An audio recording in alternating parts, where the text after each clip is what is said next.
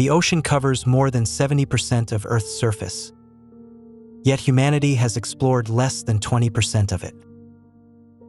Beneath these silver waves lies a completely different universe, larger than any jungle or desert on land. Let us dive down into a world where darkness, pressure, and life exist under unimaginable rules.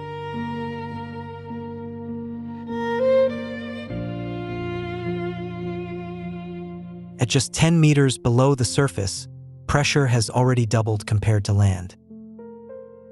At 200 meters, sunlight almost completely disappears, and the world turns into a cold blue-violet abyss. And far below that, thousands of meters in absolute darkness, life still continues.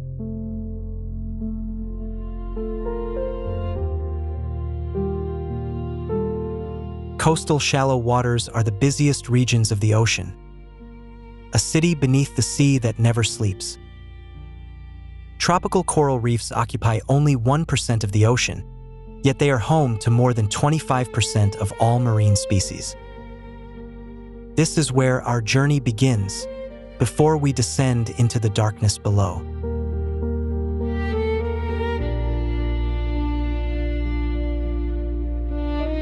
The ocean is divided into layers, each one a separate world with its own survival rules. The sunlight zone, from 0 to 200 meters, is where most familiar marine life exists. The deeper you descend, the colder it becomes, the greater the pressure, and the stranger the creatures you encounter.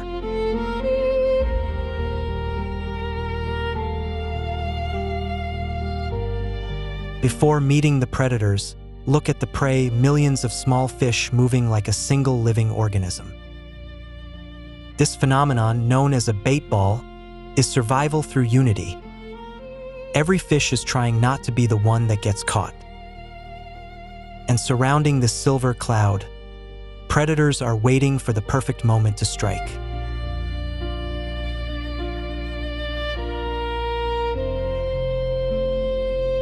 This is the great white shark, a hunting machine refined through 400 million years of evolution. No giant brain, no complex strategy, only perfect instinct and a body engineered for killing. It can smell a single drop of blood in 100 liters of water and detect the electric fields produced by a prey's heartbeat from meters away.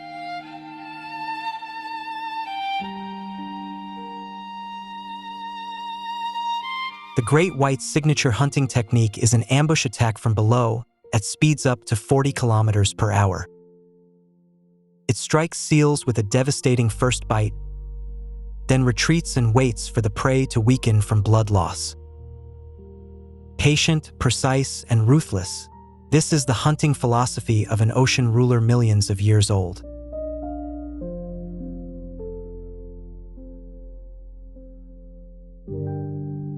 Hammerhead sharks may look strange, but their T-shaped heads are masterpieces of evolution. Electroreceptor cells spread across the wide surface allow them to detect prey hidden beneath the sand from far away. With eyes positioned on both sides, they gain nearly 360-degree vision, no blind spots, no escape.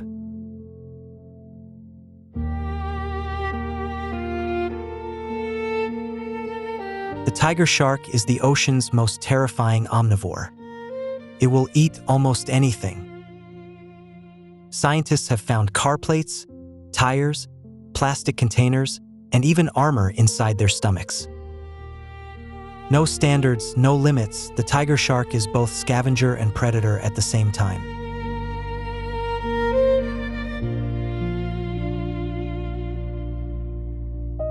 And then there is a species that is not only powerful but frighteningly intelligent. The orca, also known as the killer whale. They do not hunt alone. They plan, coordinate in groups, and teach hunting skills across generations. Orcas are the only marine species known to possess culture. Each pod has its own dialect, strategies, and traditions.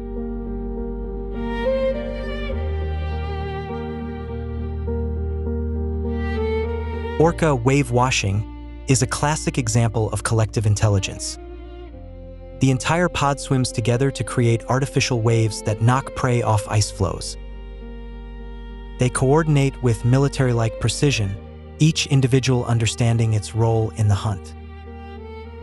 No shark, no other marine predator can do this. This is the power of intelligence.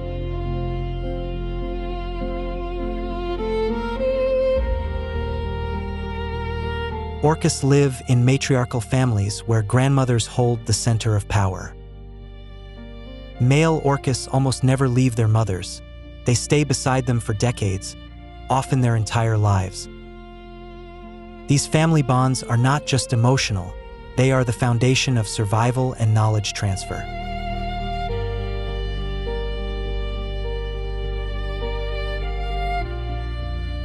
The blue whale is the largest creature ever to exist in Earth's 4 billion-year history, even larger than the dinosaurs. Its heart is the size of a car, and its heartbeat can be heard from 3 kilometers away underwater.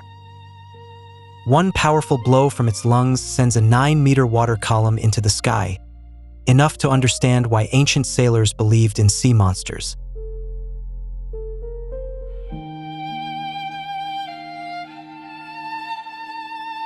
Despite being the largest animal on Earth, the blue whale feeds on some of the smallest creatures, tiny krill no larger than a finger.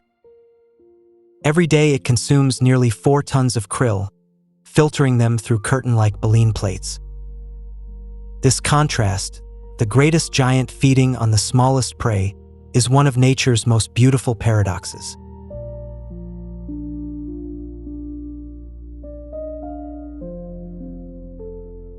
The humpback whale is the artist of the ocean, famous for songs that can continue for hours without stopping.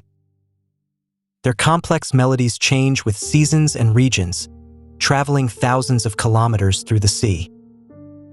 No one fully understands the meaning of these songs. They remain one of the greatest mysteries on Earth.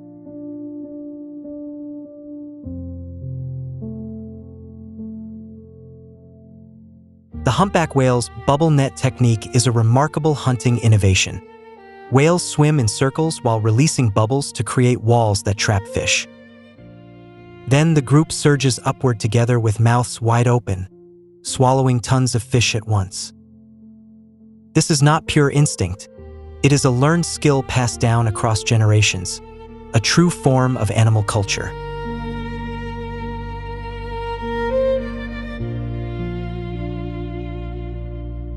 From the ocean giants, let us turn to one of nature's smallest yet most extraordinary relationships, the clownfish and the sea anemone.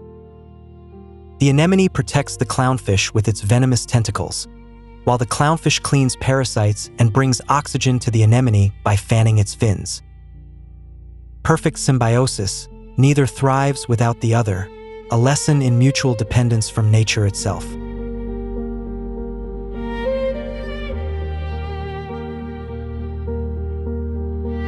Sea turtles have crossed the oceans since the age when dinosaurs ruled the land, surviving for more than 100 million years.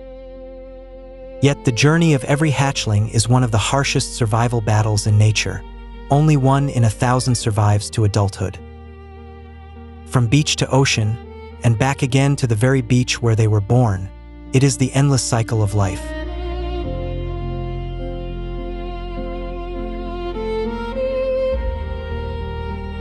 Under the moonlight, the mother turtle crawls ashore, to the very beach where she herself was born decades earlier, to lay her eggs. She cannot see well or hear clearly on land, yet she knows the exact location through Earth's magnetic field. After laying her eggs, she returns to the sea, never knowing whether her offspring will survive.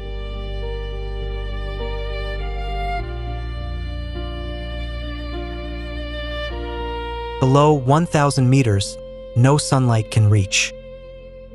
This is the midnight zone, a realm of eternal darkness. Yet darkness does not mean emptiness. More than 76% of creatures here can produce their own light. Bioluminescence is not merely beauty. It is language, deception, and signals of love in absolute darkness.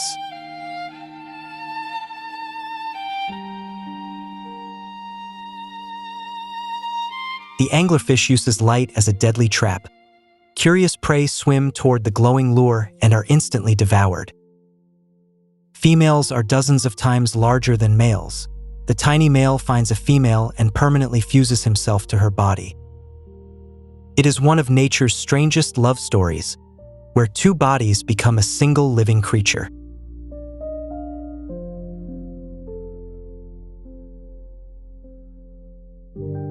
The vampire squid may sound terrifying, but it is actually one of the gentlest creatures of the deep sea. It does not hunt. Instead, it feeds on drifting organic debris known as marine snow. Its enormous eyes, the largest relative to body size in the animal kingdom, collect every remaining photon of light in the darkness.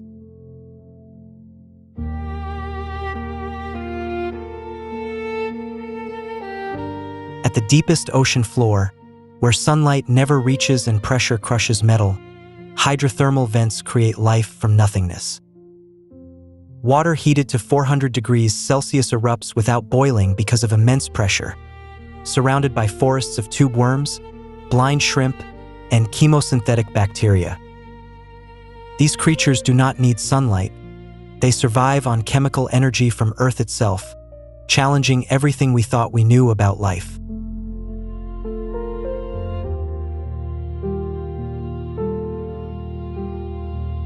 Tube worms can grow over 2 meters long and survive entirely without photosynthesis or ordinary oxygen.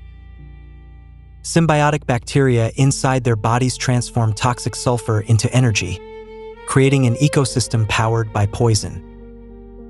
If life can exist here, then it may exist anywhere in the universe, even beneath the icy moons of Jupiter.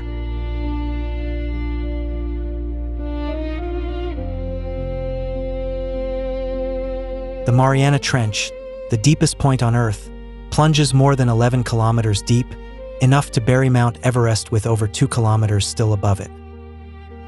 The pressure there equals the weight of 50 jet airplanes pressing on your body at once. Yet in 2012, scientists discovered living organisms at those depths, microbes, and even tiny worms.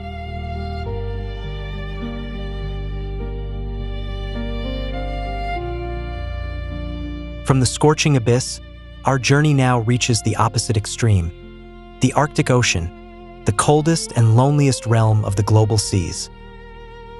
Beneath meters of thick ice lies a silent but vibrant world where life has evolved to endure unimaginable cold.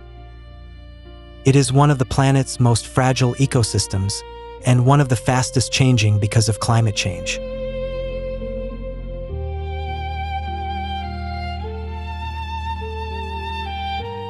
The beluga whale is known as the canary of the sea because of its astonishing range of sounds.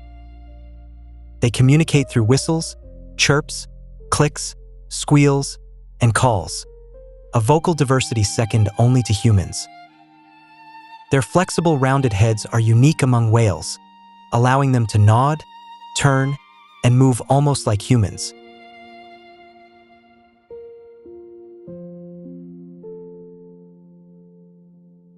The narwhal, often called the unicorn of the sea, carries a spiral tusk that can grow up to 3 meters long, a highly specialized elongated tooth. Its tusk contains millions of nerve endings capable of detecting water temperature, salinity, and possibly even magnetic fields. Vikings once sold narwhal tusks across Europe for the price of gold, claiming they were magical unicorn horns.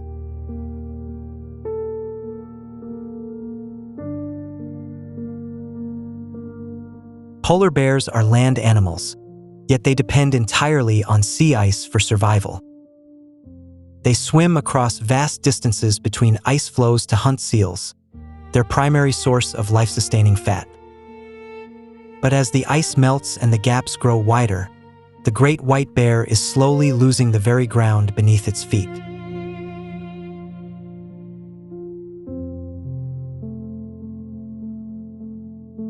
This is not a normal event of nature. It is a sign of a crisis unfolding in real time. The Arctic Ocean is losing its ice faster than at any point in the last 10,000 years. And every creature that depends on this frozen world, from narwhals to polar bears, now stands on the edge of disappearance.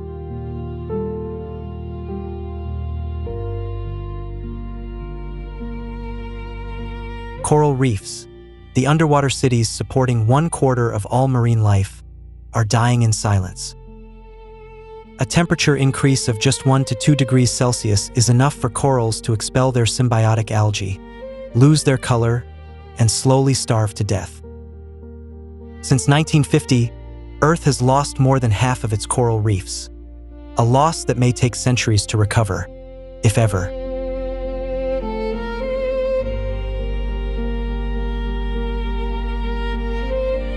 Every year, 8 million tons of plastic waste enter the ocean, equal to a garbage truck dumping trash every single minute.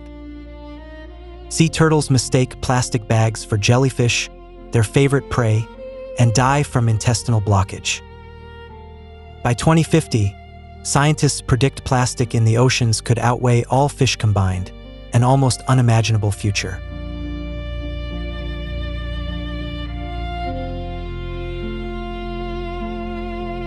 Overfishing has pushed more than 33% of global fish stocks beyond sustainable recovery.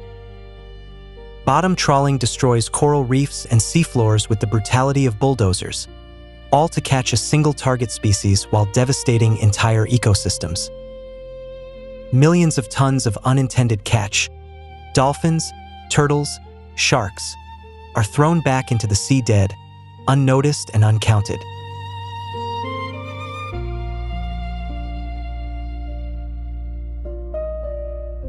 Ocean acidification is one of the silent threats of our age. Excess atmospheric CO2 dissolves into seawater, turning it slightly acidic. Since the Industrial Revolution, ocean pH has dropped by 0.1, sounding small, but representing a 26% increase in acidity. Shells, corals, and calcium-based plankton are slowly dissolving. The very foundation of the marine food chain is beginning to collapse.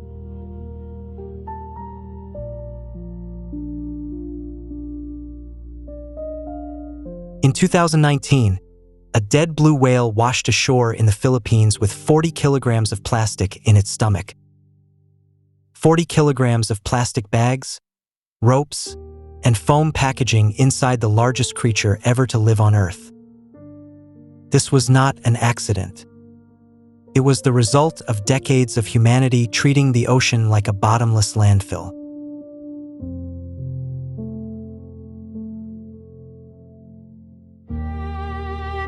The future of the ocean does not depend on the strength of sharks, the intelligence of orcas, or the beauty of coral reefs.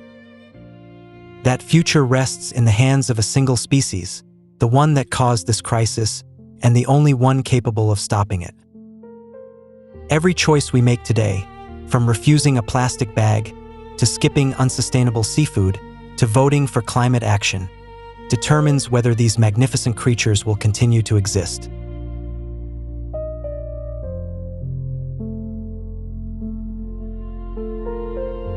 The ocean existed for 3.5 billion years before humans appeared.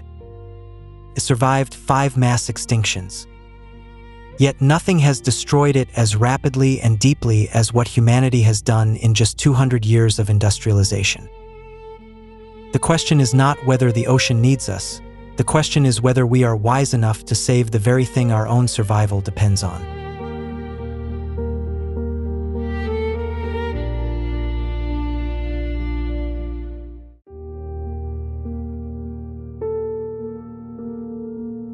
At the very top of the earth lies a place few humans have ever set foot on.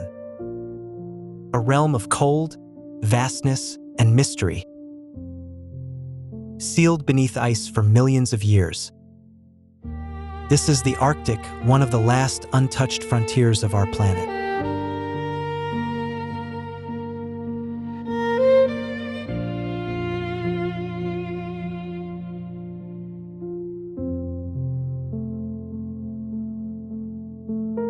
From a distance, the Arctic appears empty. No people, no sound. But this is only an illusion. Beneath the silence lies a world of astonishing life. A complex ecosystem moving to its own rhythm, relentless and unbroken.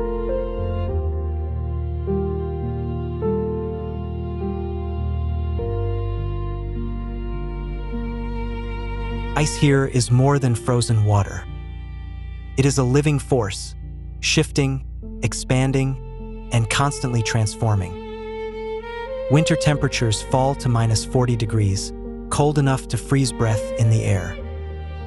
And yet, life still finds a way to survive and grow.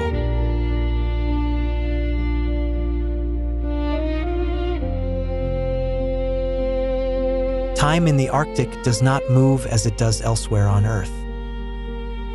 Winter stretches into months of complete darkness, without a single ray of sunlight. Then summer arrives and light returns, unbroken, 24 hours a day.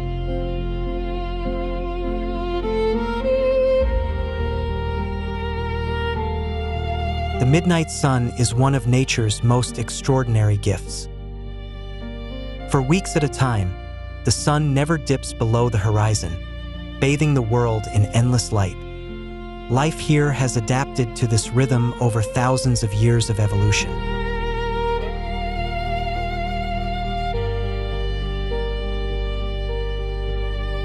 To truly understand the Arctic, we must let go of everything we know about nature in gentler lands.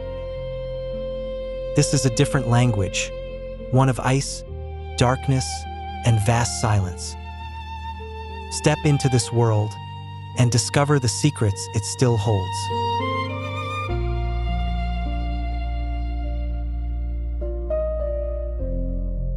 Ice in the Arctic is never still. It behaves like a living body, drifting with currents and wind. Massive sheets fracture, collide, and rise into towering ridges of ice. The groaning and thunder of breaking ice form the Arctic's constant soundtrack, both majestic and unsettling.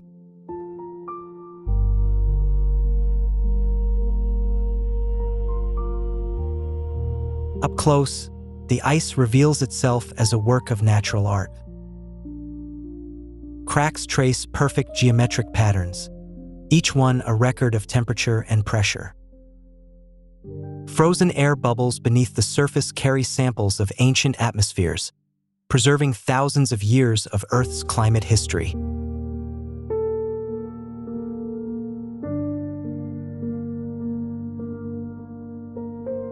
Most of an iceberg's power lies hidden beneath the surface. The origin of the phrase, just the tip of the iceberg. A towering mass may rise 50 meters above water, while extending 200 meters below. Its deep turquoise color is born from light absorbed in the depths, a beauty shaped by nature itself.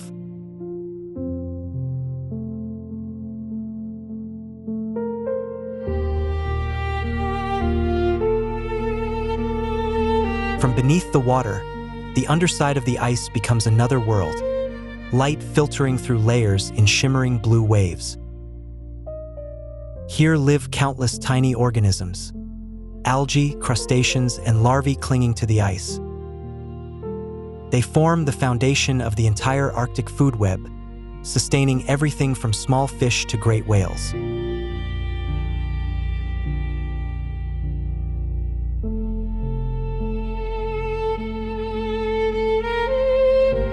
As spring arrives, temperatures rise and the ice begins to melt, forming pools of water across its surface. Meltwater flows into narrow channels, then gathers into temporary rivers winding across the white expanse. It is a signal that summer is coming, a great awakening after months of darkness.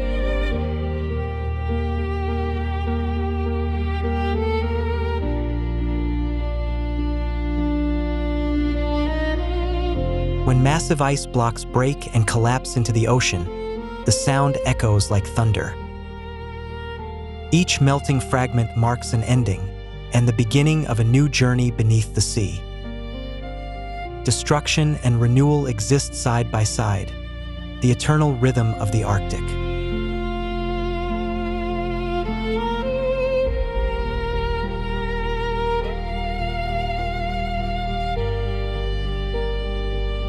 But not all melting is part of a natural cycle.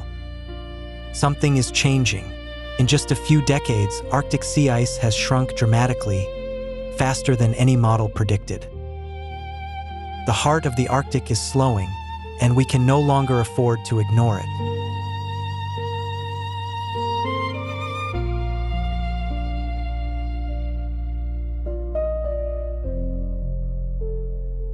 In the depths of winter darkness, the Arctic sky ignites with ribbons of color. The aurora borealis, the northern lights, moves like vast curtains drifting in a cosmic wind. It is one of the greatest natural wonders our planet can offer.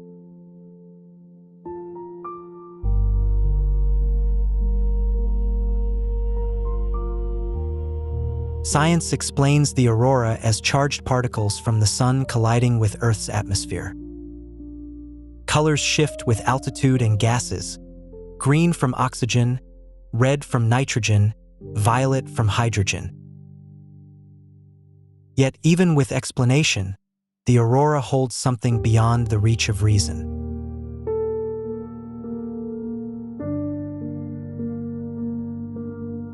Inuit and other Arctic peoples have lived beneath the aurora for thousands of years. To them, it is not just a physical phenomenon. It is the spirits of their ancestors dancing in the sky. These stories remind us that nature carries meanings beyond what science can fully explain.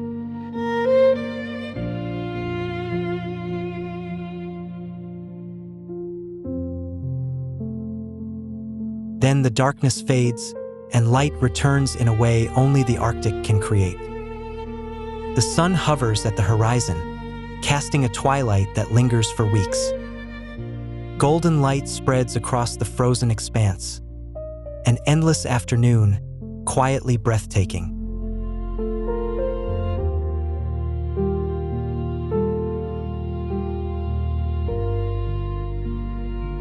Spring light awakens the entire Arctic ecosystem. A mother polar bear leads her newborn cubs out of their den for the first time, their eyes squinting in the brightness. Their lives begin in that moment, a new chapter in the Arctic's endless cycle.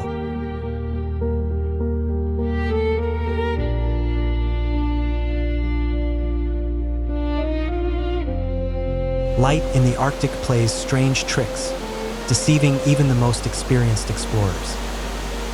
The phenomenon known as fata morgana creates mirages, floating castles, distant islands, ships suspended in air. For centuries, these illusions have misled travelers, turning the Arctic into a realm where reality and illusion blur.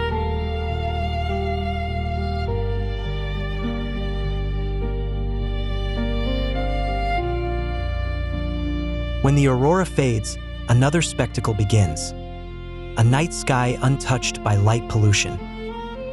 The Milky Way stretches from horizon to horizon, billions of stars shimmering like dusted diamonds. Standing beneath it, one feels more than ever how small we are within the universe.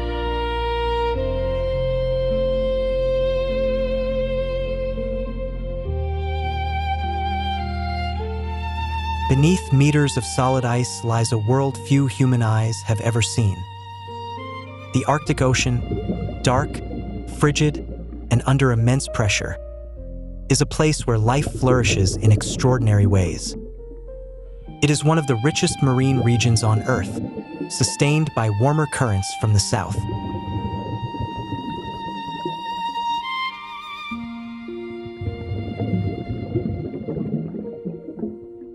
In spring, as the ice recedes, sunlight floods the ocean after months of darkness. Algae bloom within days, a feast that ignites the entire food chain. Millions of fish gather into vast shoals stretching for kilometers, one of the ocean's most breathtaking spectacles.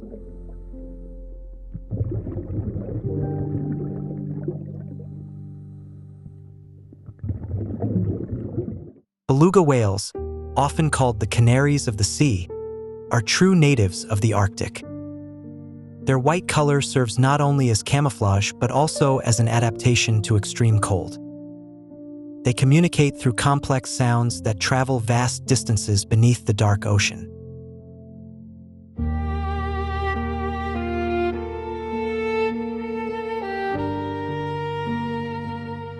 The bowhead whale is the largest animal capable of living year-round in the Arctic and among the most intelligent in the ocean.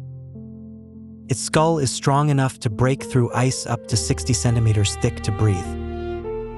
With lifespans exceeding 200 years, some individuals may have swum beneath ice that no longer exists today.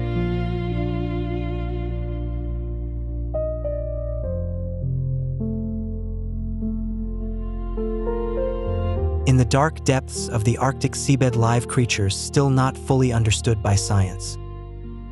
Arctic octopuses survive near freezing temperatures, their blood containing special proteins that prevent their cells from freezing.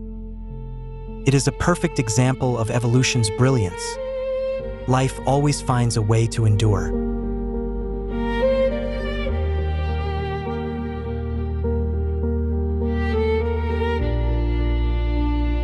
The lion's mane jellyfish, the largest in the world, drifts through the cold Arctic seas. Its bell can exceed 2 meters, with tentacles stretching up to 30 meters, longer than a blue whale. Floating silently in the dark, it captures prey with venomous strands, like living meteors of the ocean.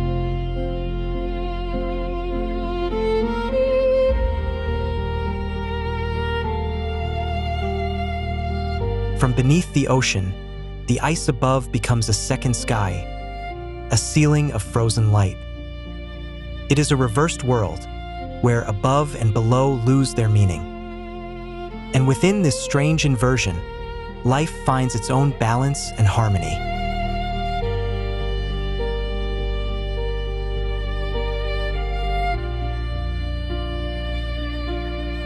At the top of the Arctic food chain stands a creature perfected over millions of years, the polar bear. Weighing up to 700 kilograms, with thick fat and insulating fur, it is the apex predator of the frozen world. Yet beneath its power lies remarkable intelligence and a complex social life.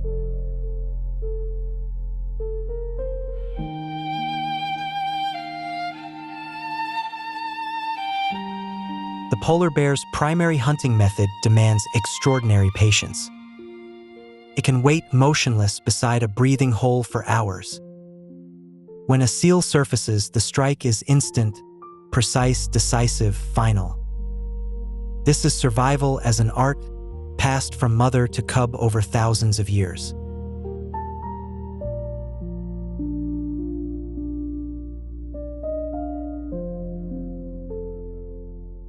Polar bears are powerful swimmers, capable of traveling hundreds of kilometers in icy waters.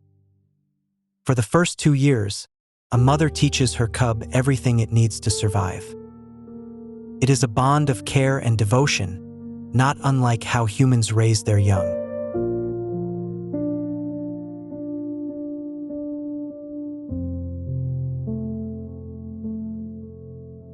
Ringed seals are among the most vital links in the Arctic ecosystem, prey for polar bears and sustenance for many others.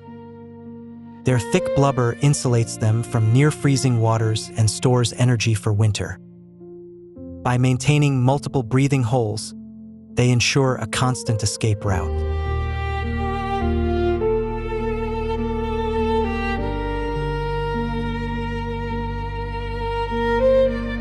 Musk oxen are living remnants of the Ice Age, once roaming alongside mammoths. Their dense coat is a natural insulator, finer than cashmere and exceptionally warm. Their defensive circle formation is ancient, an instinct written deep into their DNA.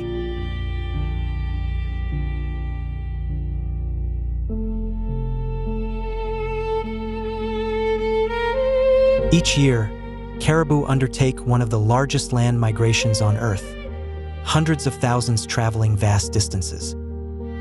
Guided by ancient instinct, they move without maps or compass. The thunder of their hooves echoes across the land, a symbol of collective strength.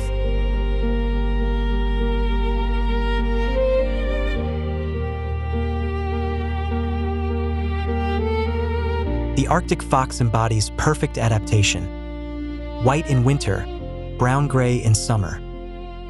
It can endure temperatures as low as -70 degrees without shivering, its body finely tuned to conserve heat. These small creatures are powerful reminders of life's resilience.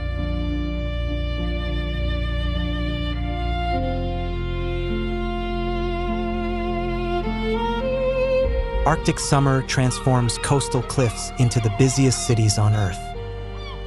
Millions of seabirds crowd every ledge, while whales, seals, and bears gather to exploit the abundance of food. It is the Arctic's great summer feast, a brief but powerful explosion of life before winter returns.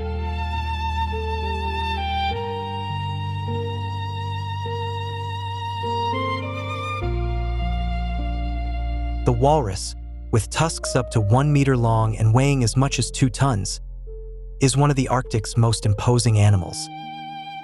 They gather in massive herds, crowding ice and shorelines to rest and stay warm.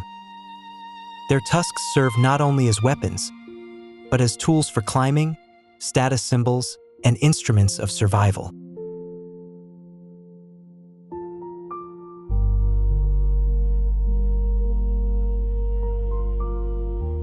Orcas, or killer whales, are the ocean's most intelligent predators. Even polar bears avoid them in open water. They hunt in coordinated groups, using complex strategies to surround and share prey. Orcas possess culture. Each pod has its own language and hunting techniques, passed down through generations.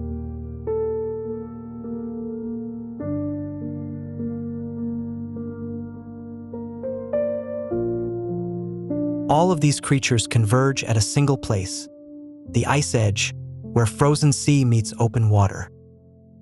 It is the Arctic's most vital ecological boundary, rich in nutrients and life. Disrupt this fragile line, and the entire ecosystem begins to collapse. A chain reaction with no clear end.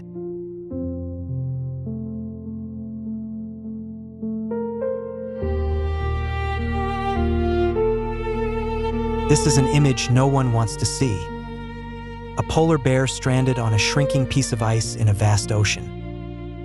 It depends on ice to hunt, to reproduce, to survive, and that ice is vanishing faster than it can adapt. This is not the story of one animal. It is the story of an entire world collapsing.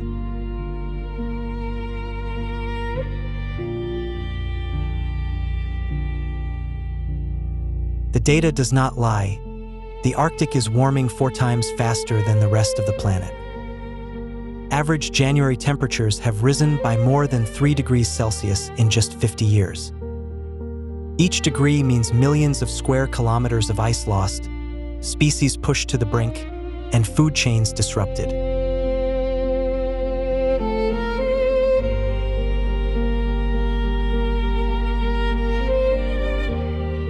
As permafrost thaws, it releases vast amounts of methane trapped for thousands of years. Methane is up to 80 times more potent than CO2 in the short term, creating a dangerous feedback loop. It is a climate time bomb, once triggered, nearly impossible to stop.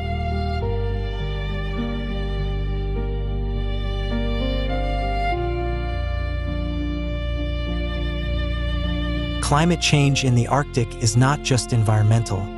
It is a humanitarian crisis.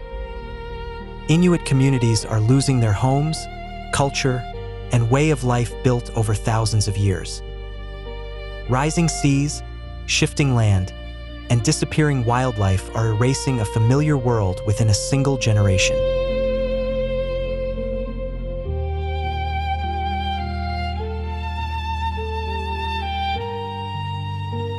Ironically, melting ice is opening new shipping routes, cutting thousands of kilometers from global trade.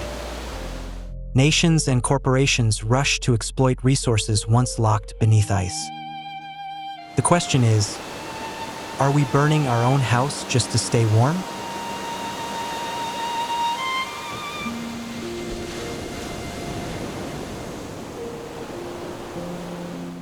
Scientists are working tirelessly to understand what is happening.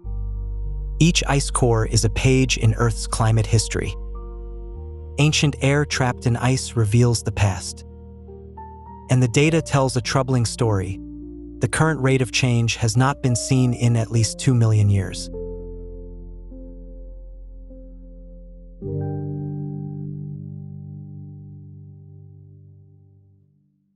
This bear does not know where it is going. It only follows instinct, searching for what once was always there. But the ice is gone, and no one can explain why. In this moment, the silence of nature speaks louder than any human warning.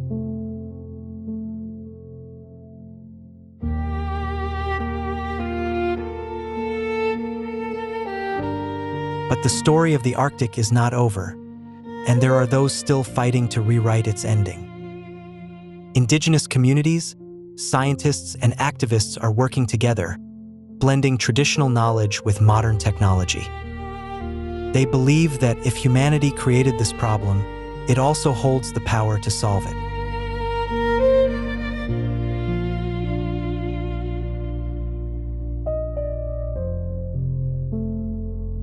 Each spring, new cubs are born, curious, playful, and full of life in a world they do not yet understand. They are the embodiment of hope, life continuing despite overwhelming challenges. The question is not whether they want to survive, but whether we will give them the chance.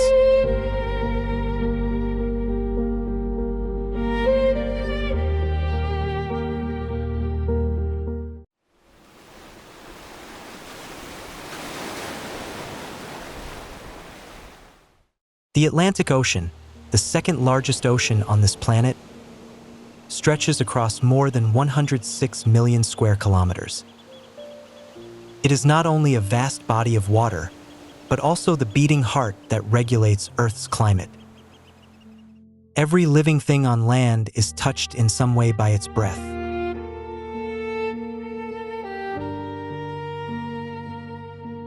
Beneath the surface, colossal currents flow like invisible rivers. The Gulf Stream carries warmth from the tropics northward, heating the continent of Europe from thousands of kilometers away.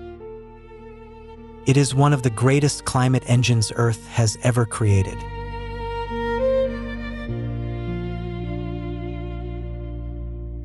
From above, the Atlantic appears calm and endless. But beneath lies a living world that never truly sleeps. Millions of creatures are moving, hunting, and struggling to survive right now at this very moment.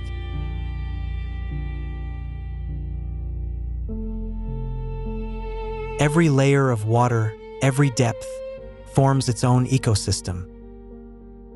From vast silver clouds of fish near the surface to strange creatures living without light in the abyss, the diversity here surpasses human imagination.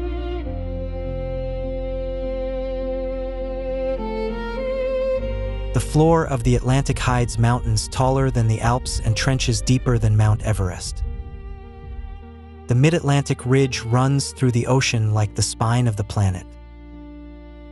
This majestic terrain shapes all life above it.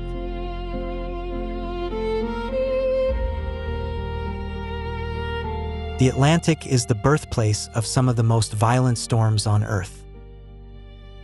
Heat energy from warm water transforms into destructive power. Yet that same energy also sustains millions of creatures that depend on the ocean's motion.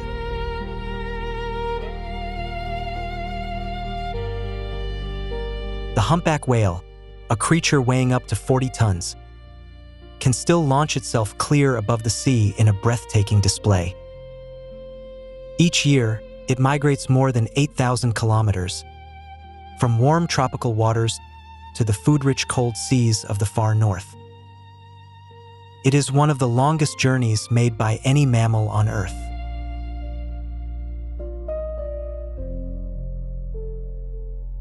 Humpback whales are brilliant strategists. Working together, they release giant rings of bubbles to trap schools of fish into a dense mass. Then the group surges upward from below, mouths wide open, swallowing tons of fish and water in a single strike.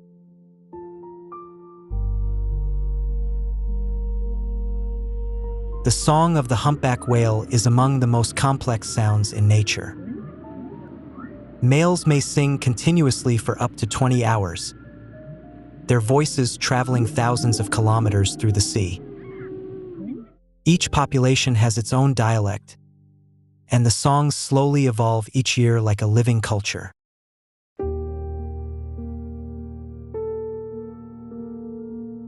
The warm waters of the Caribbean are where humpback whales give birth and raise their young. A newborn calf may already weigh 1 ton and drink hundreds of liters of milk each day. During the first months of motherhood, the female does not feed, devoting all her energy to her calf.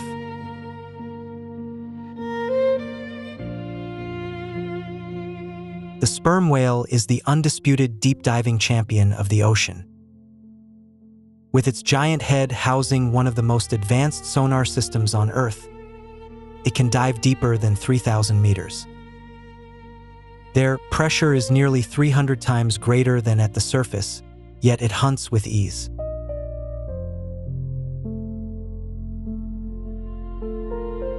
Kilometers below the surface, in total darkness, sperm whales confront giant squid. These legendary battles may last for hours, yet no human has ever witnessed one directly. The only evidence is the massive sucker scars left on the whales when they return to the surface.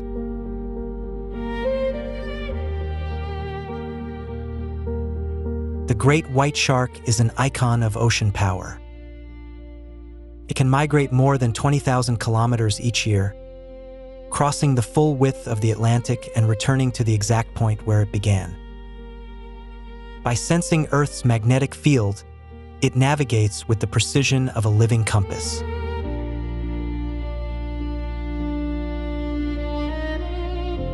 On the snout of the great white shark are thousands of electroreceptors called ampullae of Lorenzini. They can detect electric fields billions of times weaker than what humans could sense. Even when prey is buried beneath the sand, the shark can pinpoint its location by sensing the victim's heartbeat.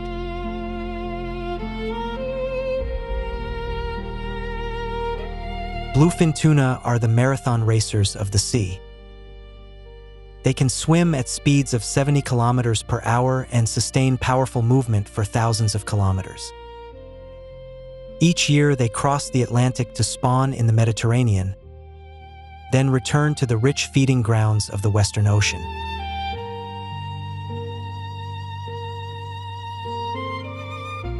Bluefin tuna possess a rare ability among fish. They can keep their body temperature up to 20 degrees Celsius warmer than the surrounding water. Their heat exchange system works like an internal furnace. This allows their muscles to perform at maximum power in waters of any temperature.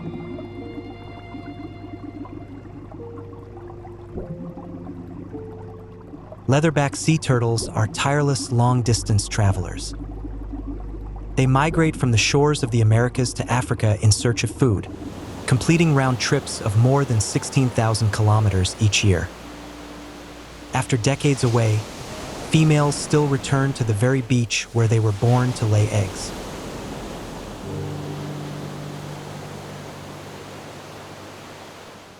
Manta rays look like giant flying carpets gliding through the sea.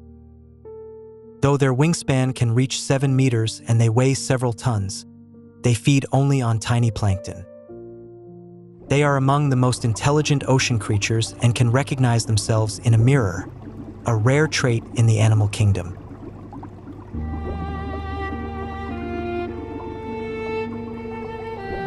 Atlantic salmon undertake one of nature's most tragic and heroic journeys. They spend years at sea, then return to the exact river where they were born to spawn and die. They leap waterfalls, battle raging currents, and stop eating entirely, all to fulfill the final purpose of their lives.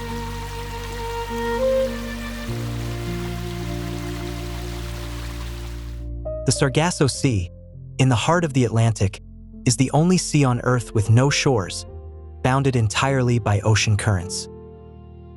European and American eels both swim here from opposite sides of the ocean to spawn and die. Their young then begin the long journey back to continents their parents never knew.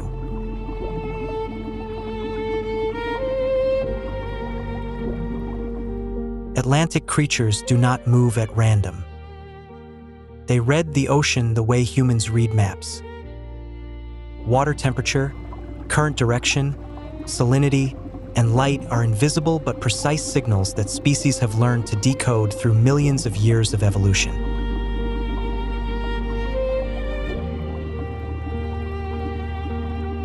The call of a blue whale can reach 188 decibels, louder than a jet engine.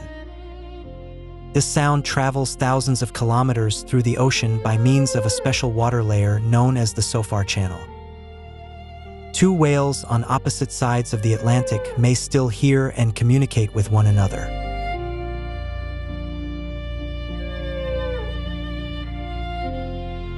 Dolphins do far more than swim. They are playful, curious, and remarkably intelligent. Their sonar is so precise that it can detect an object the size of a coin from 100 meters away in total darkness. Each dolphin has its own signature name that other members of the pod instantly recognize.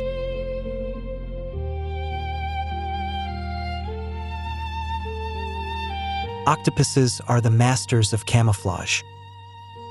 In less than a second, they can change color, patterns, and even skin texture to blend perfectly into their surroundings. Strangely, octopuses are colorblind, yet they still camouflage flawlessly.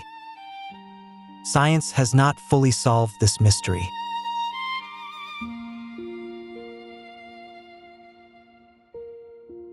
The bait ball is one of the most dramatic spectacles in the ocean. Millions of small fish pack tightly into a spinning sphere for protection. From above, birds dive down. From below, large fish and dolphins attack. From the sides, sharks slice through. It is a perfect siege from every direction.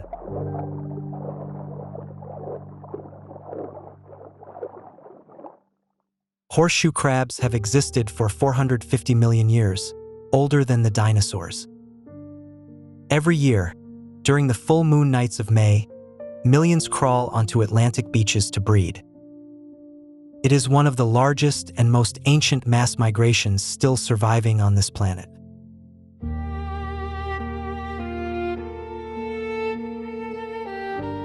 Swordfish can warm their brains and eyes to see more clearly in cold, deep water, an extraordinary adaptation that helps them hunt efficiently across many depths.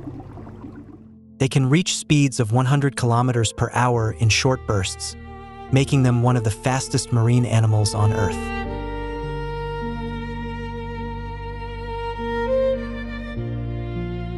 Each night, the sea becomes an upside-down sky of stars. Trillions of bioluminescent plankton illuminate the ocean from within. This phenomenon is not only beautiful, their living light is also a language for communication, warning predators, and attracting mates in the darkness below.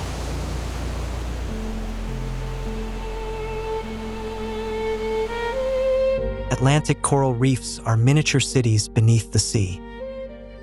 Though they cover only 0.1% of the ocean floor, they shelter more than 25% of all marine fish species. Every reef is a complex living network where each species plays an irreplaceable role in the ecosystem.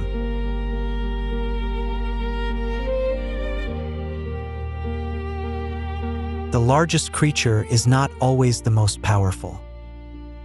The lionfish is small, yet armed with deadly venomous spines and bright fins like warning flags to the sea. It does not need to flee or hide. It stands proudly still and lets the entire ocean know. Never come too close.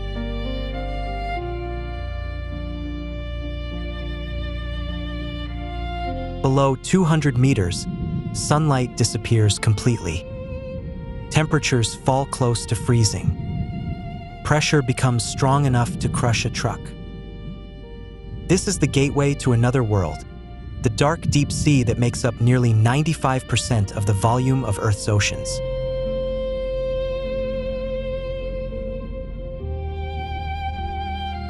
Deep-sea anglerfish carry a living lantern above their heads, a glowing organ powered by symbiotic bacteria. In total darkness, this tiny light becomes the perfect trap. Curious prey swims toward the glow and straight into a mouth of long, waiting teeth.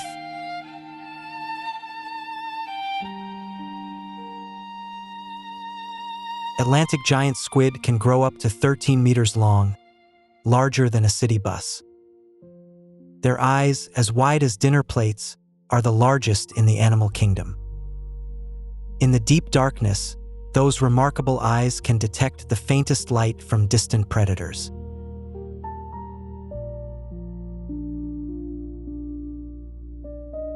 In the dark, deep sea, food falls from the sky, an underwater sky.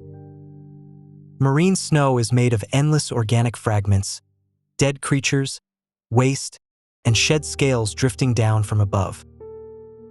It is the main source of energy for the deep ecosystem, a constant rain of nutrients that never stops.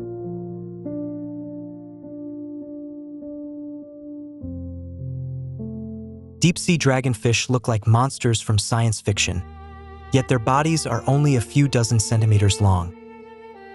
Their transparent fangs are so large the mouth cannot fully close. Rows of glowing lights along the body flash to communicate or lure prey, like a living spacecraft shining through the dark.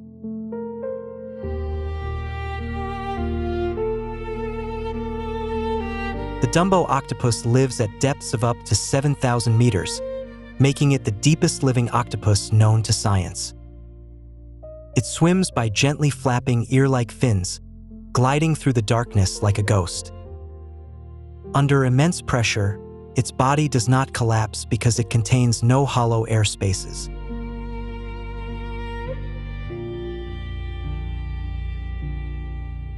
Newly hatched sea turtles begin their journey alone into the ocean, with no guide and no map.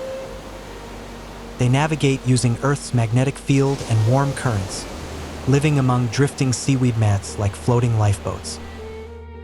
These are the most mysterious years of a turtle's life, known to science as the lost years.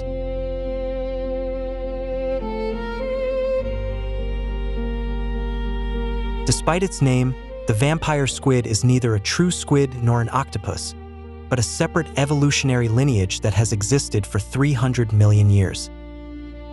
When threatened, it turns itself inside out, covering its body with sharp spines like armor, a defense strategy unlike anything else in nature.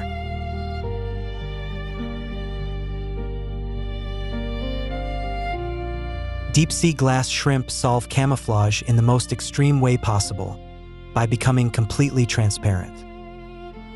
Their bodies are like glass, allowing light to pass through without reflection, so predators see only the ocean beyond.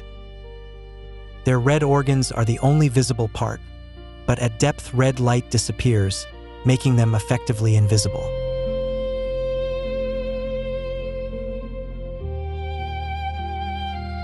Humanity reached the moon before fully exploring the seafloor of its own planet. Even today, only a little over 20% of the ocean floor has been mapped in detail. Every deep dive reveals new discoveries, creatures never before named, living in a world utterly foreign to us.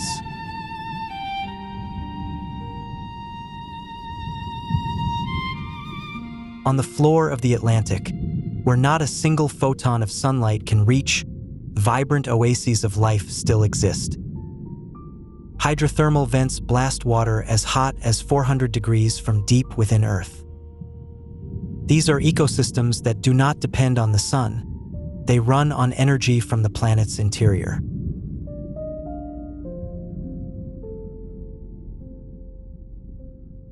Giant tube worms, reaching up to 2 meters long, survive entirely through chemosynthetic bacteria living inside their bodies. They have no mouth, no stomach, and no digestive system. Instead, the bacteria convert vent chemicals into food and sustain their host, a perfect alliance between two forms of life.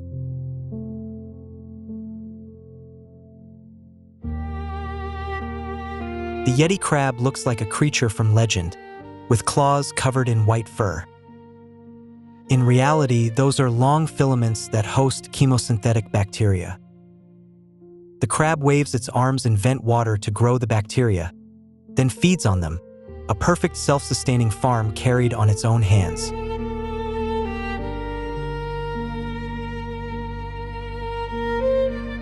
Hydrothermal vents reveal something once thought impossible. Life does not necessarily need sunlight. Their discovery in 1977 transformed humanity's understanding of the limits of life. Today, scientists are searching for similar vents beneath the ice of Europa, a moon of Jupiter.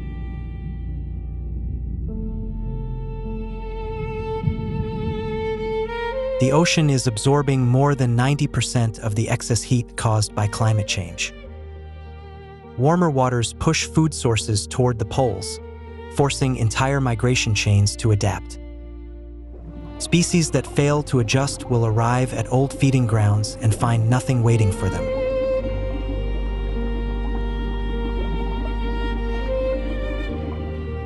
A rise of just 1 degree Celsius can cause corals to expel their symbiotic algae and turn ghostly white, a phenomenon known as coral bleaching. Without algae, corals cannot photosynthesize and slowly die. In recent decades, more than half of Atlantic coral reefs have disappeared. When coral dies, an entire city of marine life collapses with it.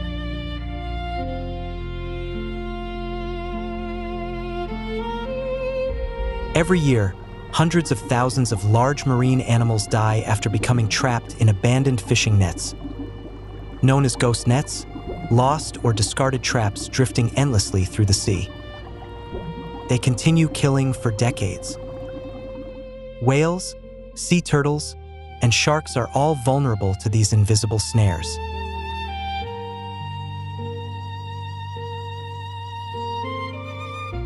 More than 8 million tons of plastic enter the ocean each year. Sunlight breaks it down into microscopic particles called microplastics, smaller than grains of sand. These particles enter the food chain from plankton to fish to whales and eventually onto our own plates.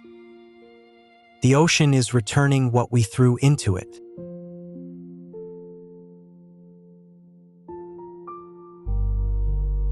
Yet across the Atlantic, people are fighting to protect it.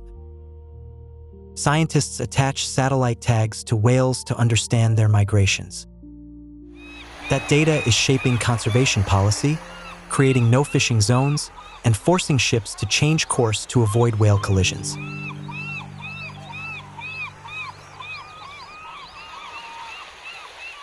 The Atlantic has existed for hundreds of millions of years and has witnessed the greatest mass extinctions in the history of life. It recovered each time. But the speed of change today is unlike anything in geological history. The future of this ocean, and every extraordinary creature within it, depends on the choices our generation makes right now.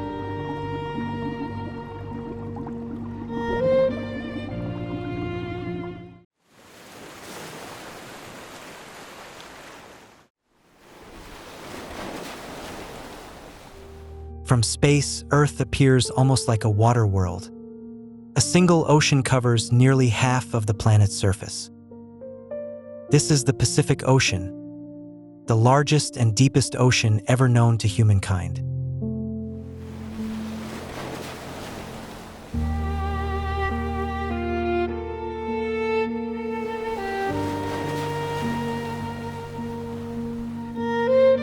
The Pacific Ocean is larger than all the continents combined.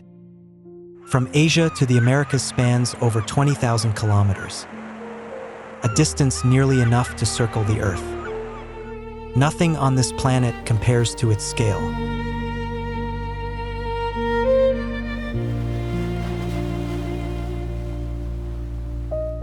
It is called Pacific, meaning peaceful, but that name only reflects the surface.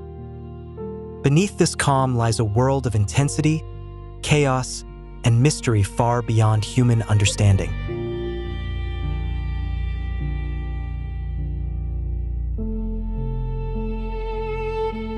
Most of the Pacific remains unexplored. We know more about the surface of the moon than the depths of this ocean. This is Earth's true final frontier, not outer space, but the ocean beneath our feet.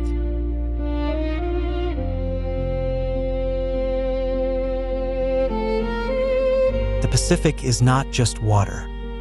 It is a vast living system, regulating climate, sustaining billions of lives, generating storms, and shaping human history. The journey to understand it begins here.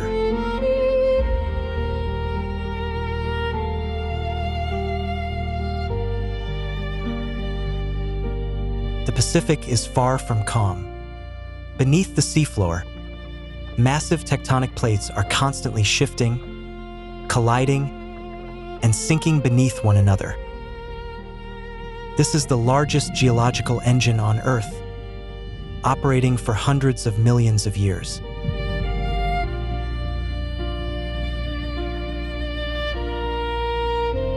The Pacific seafloor is as complex as any land surface. Vast underwater mountain ranges stretch for thousands of kilometers. Deep, silent plains extend endlessly, and dark trenches carve deep into the earth, all hidden beneath kilometers of water.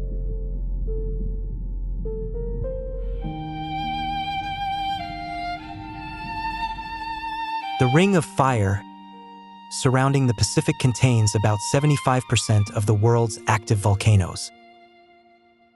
It is also responsible for over 90% of major earthquakes.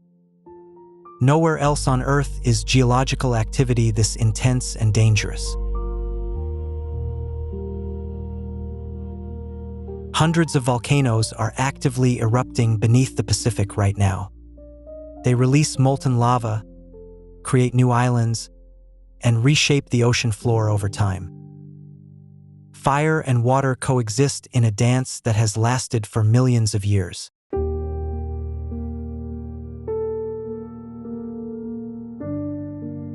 The Mariana Trench is the deepest point on Earth, reaching nearly 11,000 meters.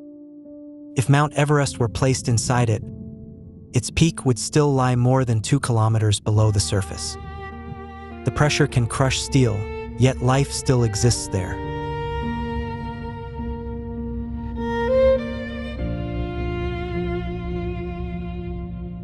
Only a handful of humans have reached the bottom of the Mariana Trench, fewer than those who have walked on the moon. Each mission is a journey into the most extreme conditions life and technology can endure. This is the most alien place on our own planet.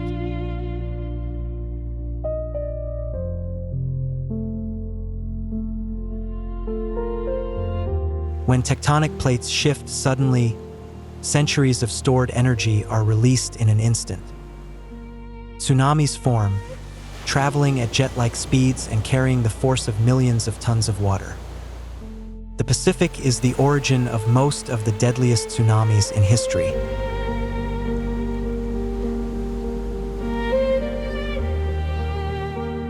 All life in the Pacific begins with organisms too small to be seen. Phytoplankton, microscopic algae, perform photosynthesis and produce more than half of the oxygen we breathe. If they disappeared, the entire ocean ecosystem would collapse within weeks.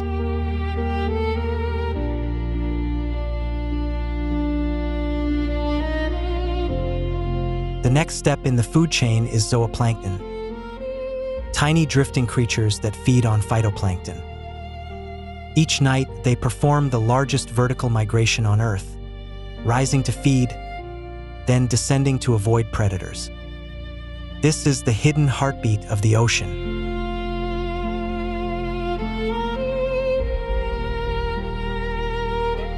Millions of small fish gather into massive schools for protection.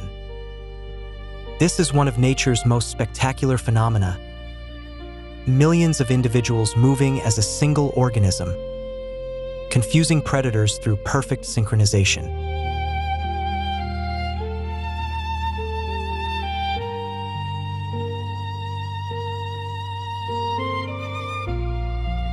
Higher in the food chain are high-speed predators like tuna and swordfish. They can reach speeds of up to 80 kilometers per hour in water, faster than many land animals. Evolution has shaped them into perfect hunting machines over millions of years.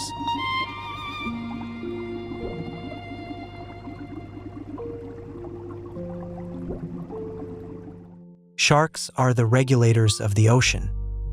For over 450 million years, they have sat at the top of the food chain, controlling populations below. When sharks disappear, rays explode in number, destroying seagrass, triggering unpredictable domino effects.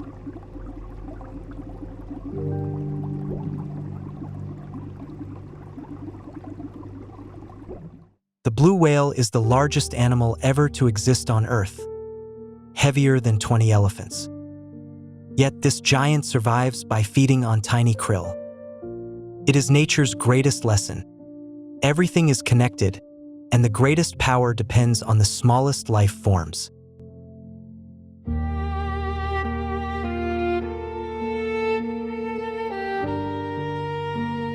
Orcas are the wolves of the sea, hunting in groups, possessing their own language and passing down culture through generations.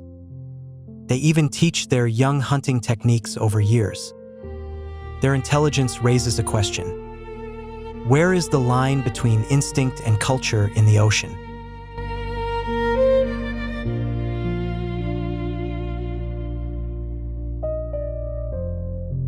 At a depth of 200 meters, sunlight can no longer reach. Beyond this point begins another world, one without light, without seasons, and with temperatures hovering around 2 degrees Celsius year-round. This is the twilight zone, the boundary between the familiar world and a completely alien one.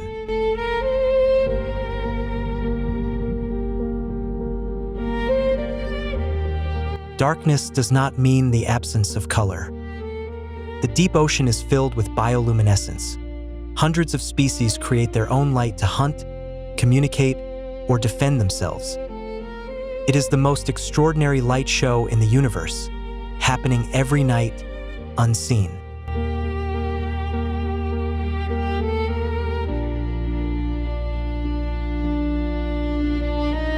Deep-sea creatures seem designed by an entirely different imagination.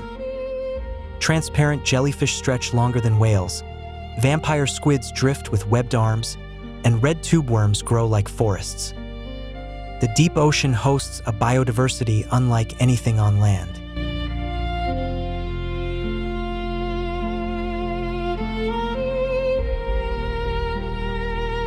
At hydrothermal vents, superheated water at 400 degrees Celsius erupts from the ocean floor. There is no sunlight, no oxygen from photosynthesis, yet life thrives here. These organisms rely on chemical energy from sulfur, forming an ecosystem completely independent of the sun.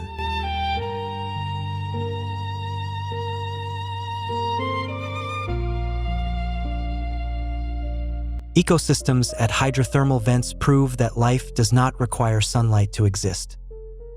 This has implications beyond Earth. If life can survive in such darkness and pressure, it may also exist on ocean moons of Jupiter or Saturn, waiting to be discovered.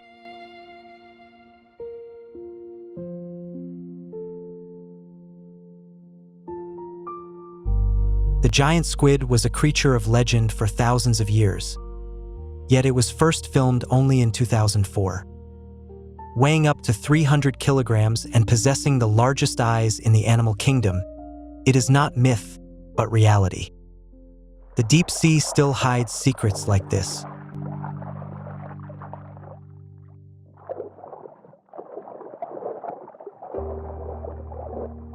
Every time a submersible reaches the ocean floor, new species are discovered. Scientists estimate that only about 20% of the seafloor has been mapped in detail. The remaining 80% is terra incognita, the unknown frontier of our own planet.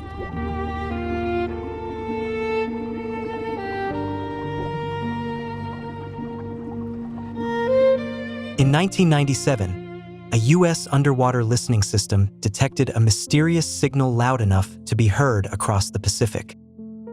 It was named the bloop. No known organism is large enough to produce such a sound. Its true origin remains unanswered.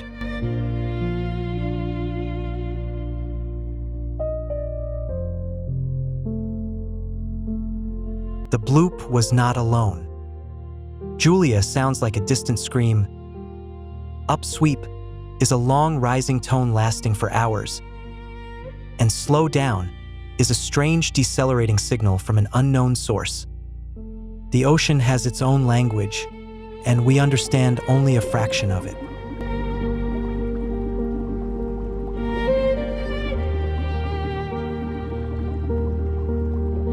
Point Nemo is the most remote location on Earth, over 2,600 kilometers from the nearest land in every direction. The closest humans are not on Earth, but aboard the International Space Station overhead. Parts of the Pacific are isolated beyond imagination.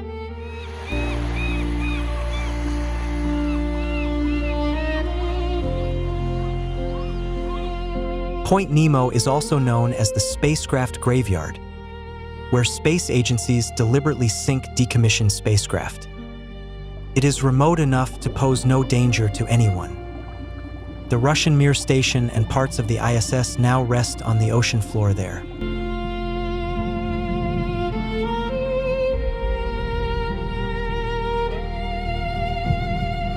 We have mapped 100% of the Moon and 98% of Mars, but only about 20% of Earth's ocean floor. In fact, we know more about Venus's surface than the Pacific seabed. Many of humanity's biggest answers may lie hidden in that darkness.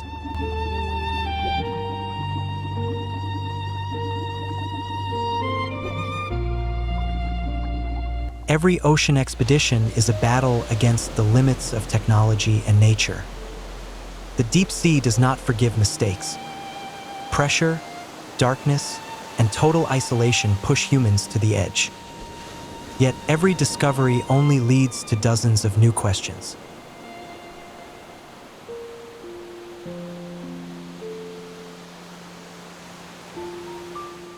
Since World War II, global seafood production has increased fivefold thanks to technology.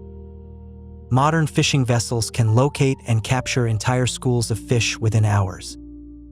Over 90% of large fish populations have disappeared in the past 50 years, an ecological collapse unfolding before our eyes.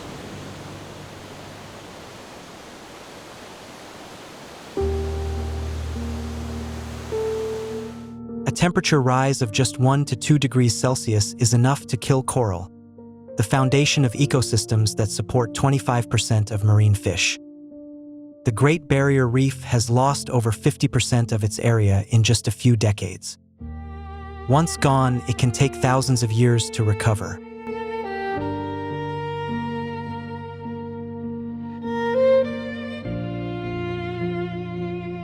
The Great Pacific Garbage Patch is twice the size of Texas and continues to grow every day. 8 million tons of plastic enter the ocean each year. Sea turtles mistake plastic bags for jellyfish, and whales die with kilograms of plastic in their stomachs. This is the cost nature is paying for human actions.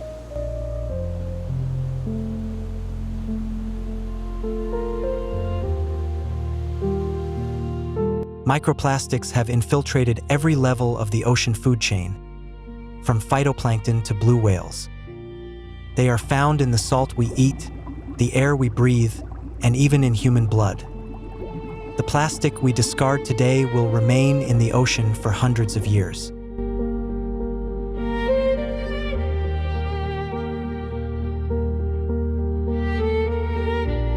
The oceans absorb over 90% of excess heat from greenhouse effects. This is changing everything: ocean currents, fish spawning seasons, and species distribution. These changes are happening faster than any natural climate shift in the past 65 million years.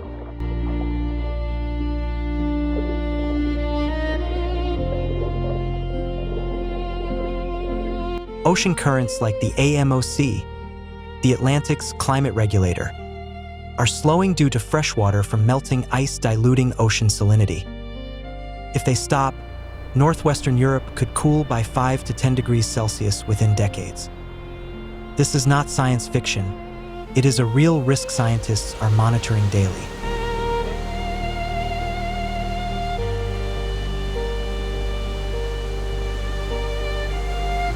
Hundreds of millions of people depend on the Pacific for survival. Small island communities are losing fish stocks and land due to rising sea levels. For them, climate change is not statistics. It is the loss of ancestry, identity, and home.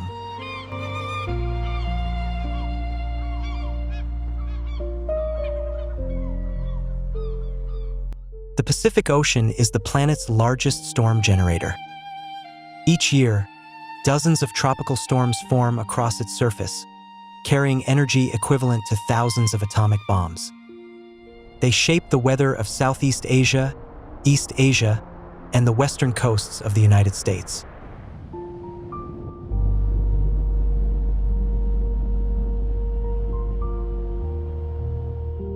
El Niño and La Niña are the Pacific's global climate controls. When El Niño occurs, Australia faces drought, Peru floods, and Southeast Asia experiences extreme heat, all triggered by changes in ocean temperature in one region of the Pacific. This is the clearest proof of the ocean's power to regulate global climate.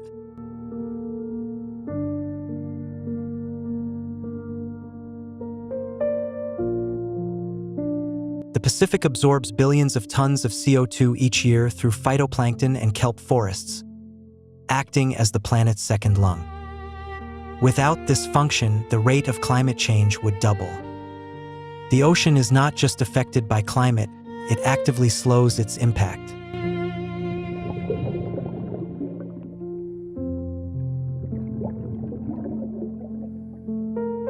The Pacific is the world's largest trade route. Over half of global goods pass through it each year. The phone you hold, the clothes you wear, the food you eat, all likely cross the Pacific at some point in their journey to you.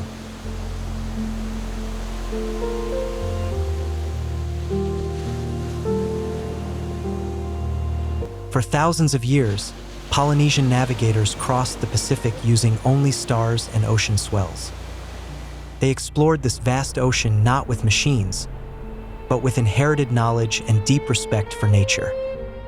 It is a relationship the modern world is slowly losing.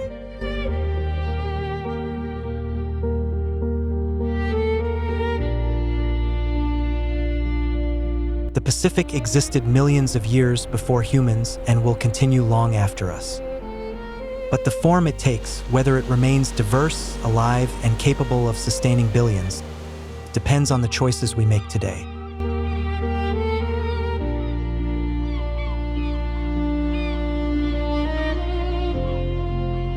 Hundreds of scientists are working day and night to monitor every change in the Pacific. They map the seafloor, collect samples, track species, and measure temperatures, not out of curiosity alone, but because they know understanding is the first step toward preservation. Science is hope.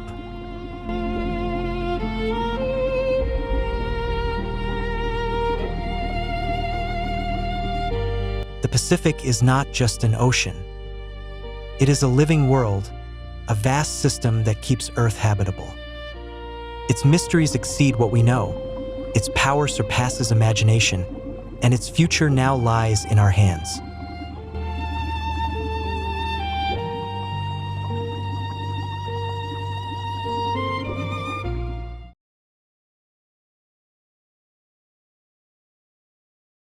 At the far end of Earth, a frozen continent waits in silence.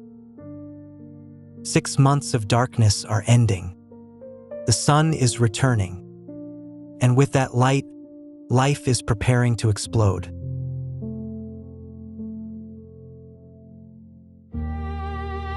This is the Antarctic summer, the shortest and most intense season on Earth. The sun does not set for many continuous weeks. Every creature uses every precious hour of light.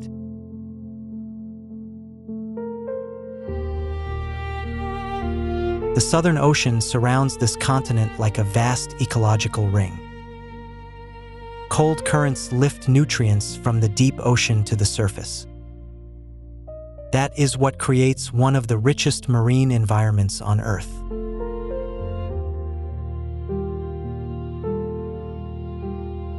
As temperatures rise slightly, the sea ice begins to retreat. Millions of square kilometers of open water are released within weeks. This is the opening signal for a vast food chain.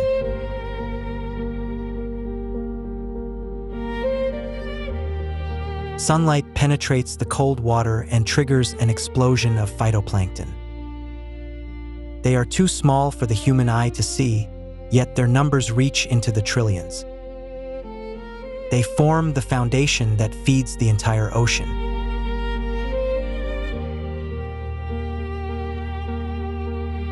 From space, the bloom looks like green clouds drifting beneath the sea. A single bloom can cover an area the size of an entire country. The Southern Ocean is breathing and awakening.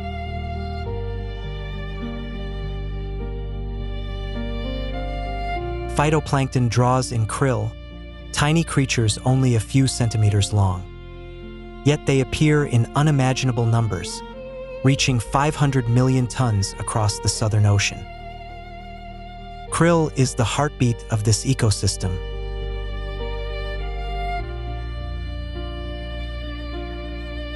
Each krill weighs less than 2 grams, no bigger than a child's little finger.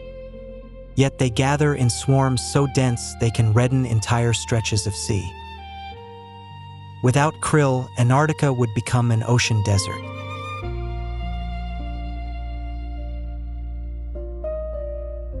Krill swarms migrate vertically each day, rising to feed on algae at night and descending to escape predators by day.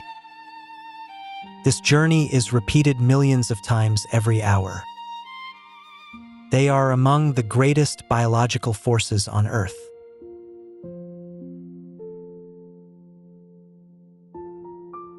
They come from thousands of kilometers away, the largest animals ever to live on this planet. Blue whales can weigh more than 150 tons and stretch longer than 2 buses placed end to end. Antarctica is the feast they cross oceans to reach.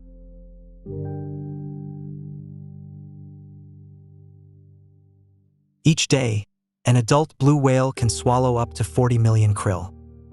Its mouth opens like a cavern, straining water through thick baleen plates. It is one of the most efficient feeding systems in the animal kingdom.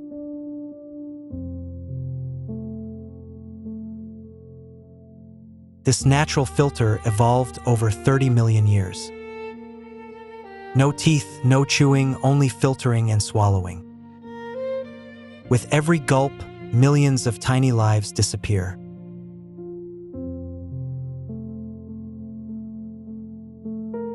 Humpback whales arrive in Antarctica with a remarkable hunting secret. They cooperate in groups, rare for animals that often live apart.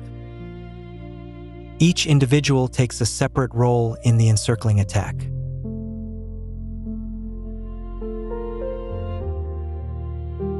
Bubble net feeding is one of nature's most complex hunting behaviors. A lead whale circles beneath the swarm, blowing bubbles to build a wall of air. Krill panic and bunch together, and that is when the whales strike.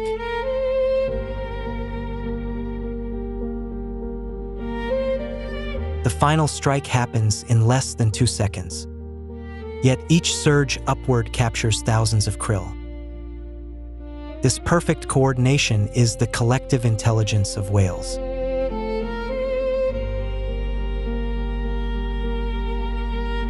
Those long white fins resemble wings of a creature flying underwater.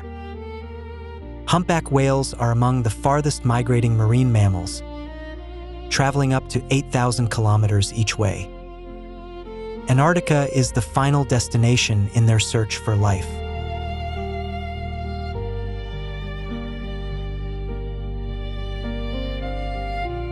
An Adelie penguin colony can hold 500,000 birds. They return to the same rocky nesting grounds year after year. Their calls rise like a city waking to life.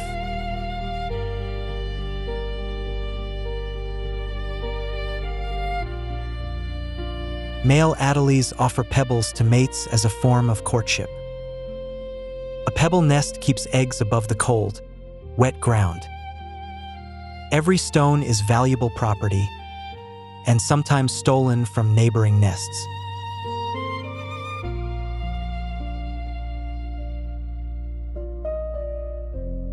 Underwater, penguins transform completely, no longer clumsy on land. They can swim at 25 kilometers per hour and dive to 150 meters. Wings no longer used for flight become perfect paddles of the sea.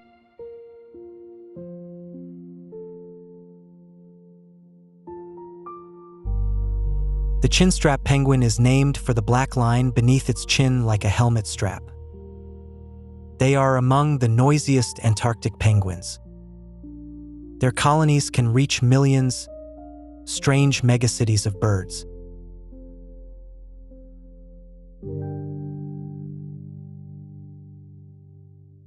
Penguin feathers are waterproof, trapping air like thermal armor. Water at -2 degrees Celsius cannot penetrate this natural defense. Beneath the surface, they move like black and white bullets.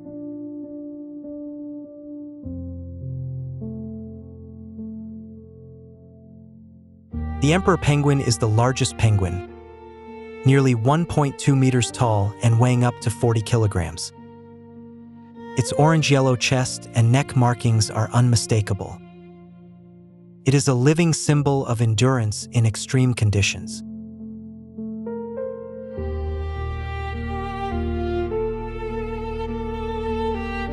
Emperor chicks hatch in the brutal winter, not in summer. They are kept warm on their father's feet through the first months of life. Outside may be -60 degrees Celsius, while inside the brood pouch it is +36.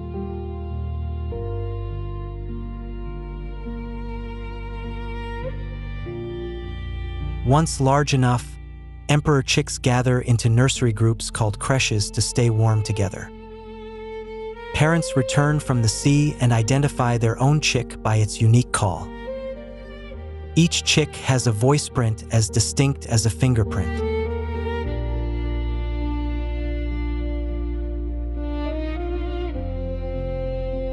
The leopard seal is one of Antarctica's apex predators, weighing up to 500 kilograms. Its name comes from the dark spots scattered across its silver-gray coat. Beneath the ice, it waits like a living trap.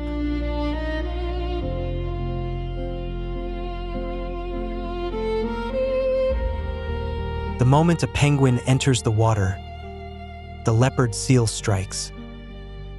Its reaction is faster than the blink of an eye, reaching speeds of 40 kilometers per hour. Its success rate during pursuit is remarkably high.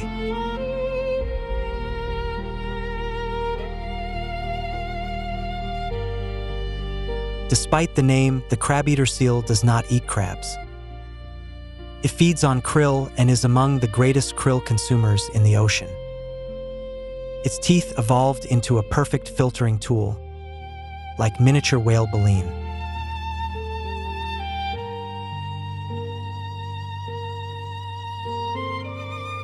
When the crab-eater closes its jaws, water escapes while krill remain trapped inside. It is one of the strangest dental structures in the animal kingdom.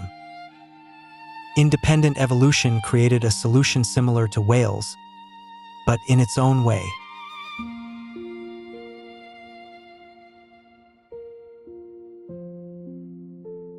The Weddell seal can hold its breath for 80 minutes and dive 600 meters deep. It uses its teeth to maintain breathing holes in the ice throughout winter. It is one of the southernmost marine mammals living year-round near Antarctica.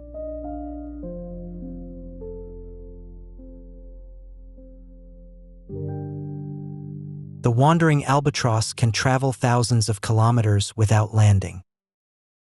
It harvests the wind, rising and falling in long glides, turning storms into energy. The Southern Ocean, with its fierce winds, is paradise for this bird.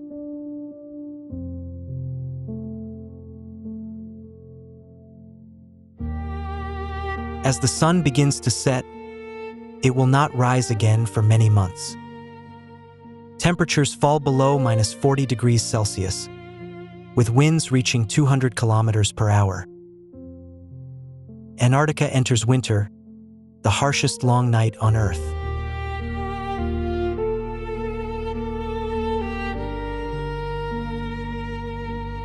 In winter, sea ice expands by another 19 million square kilometers each year.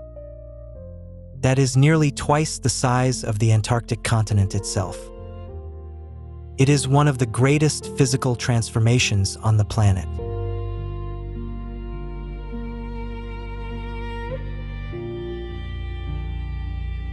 In blizzards, male emperor penguins incubate eggs with no food. They rotate slowly through the crowd so every bird gets a turn in the warm center. This behavior is not taught. It is an instinct shaped by millions of years of evolution.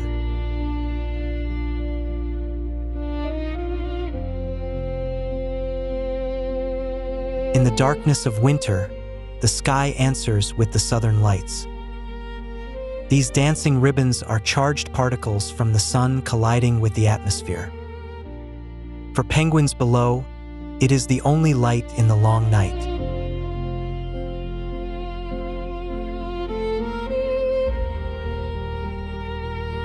Beneath the ice, the world is entirely different from the frozen surface above. Water remains near -1.8 degrees Celsius, cold but survivable. Weddell seals move through this realm as if inside a vast cathedral of ice.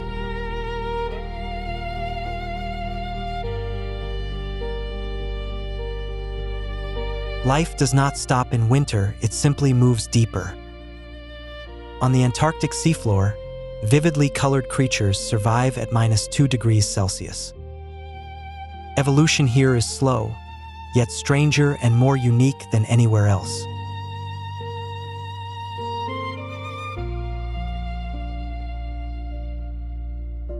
During the 65 days of incubation, the male eats nothing at all. He survives on stored fat, losing several kilograms each week. It is the longest fasting feat of any bird on Earth.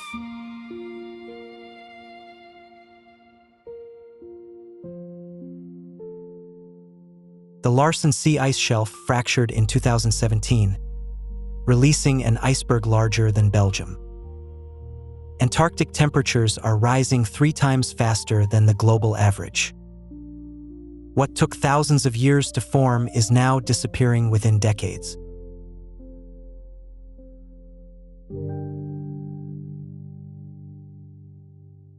The sound of collapsing ice shelves can travel for tens of kilometers. Each event may raise global sea levels by a few millimeters. Small numbers, but together they build into disaster for millions of people.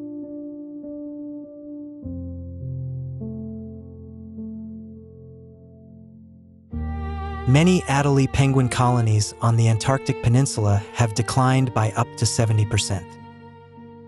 Ice melts faster than they can adapt, flooding nests before eggs hatch. The food web is also disrupted as krill decline with weakening phytoplankton blooms.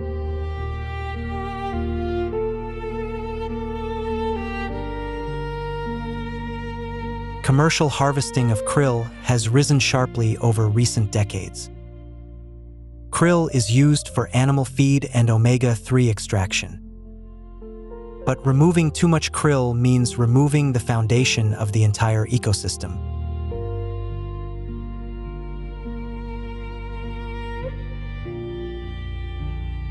Whales grow thinner as krill supplies decline, with body fat reserves dropping sharply compared with 20 years ago. They must travel farther and spend more energy to feed. Blue whales once came close to extinction, and that danger has never fully disappeared.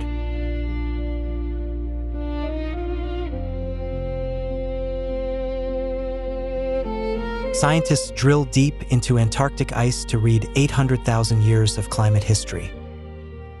Each layer preserves the memory of an ancient atmosphere. And for the first time in that entire record, CO2 has risen beyond 420 ppm.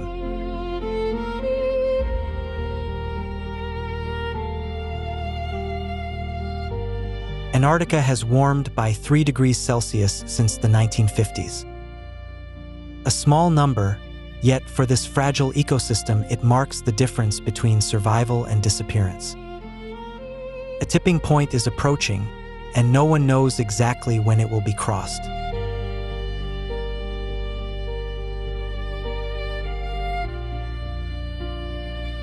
These eyes know nothing of emissions or policy. They know only the need for food, warmth, and a patch of ice to stand on. Yet even these simple needs are threatened by choices made on the other side of Earth.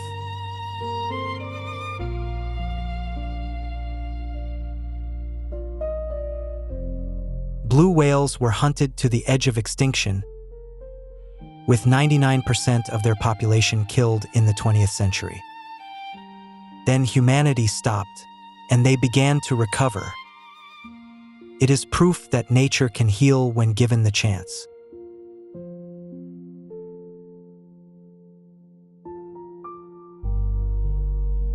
In 2016, 24 nations agreed to create the world's largest marine protected area in Antarctica. More than 1.5 million square kilometers were shielded from commercial fishing. It remains one of humanity's greatest conservation victories.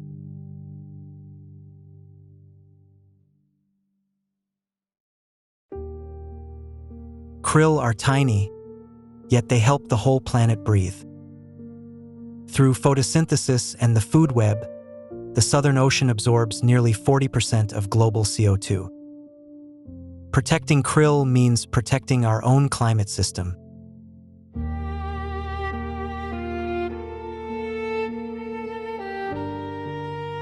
Antarctica does not need humanity to survive. But humanity needs Antarctica to regulate climate, stabilize sea levels, and preserve biodiversity. We and this frozen continent are bound together.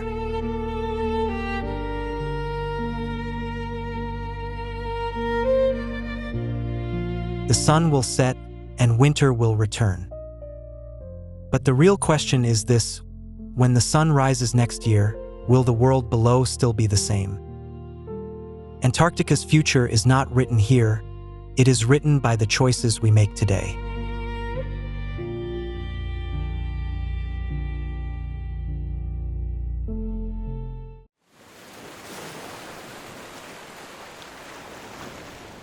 From space, Earth glows with the lights of human civilization. But behind those lights lies an invisible network, flows of energy that sustain the world. And all of it converges on a single, small point on the map.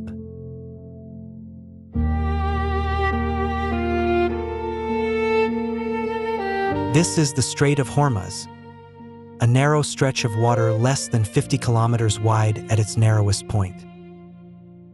Between Iran and the Arabian Peninsula, it is the only gateway from the Persian Gulf to the open ocean. Without it, much of the world's oil cannot reach its destination.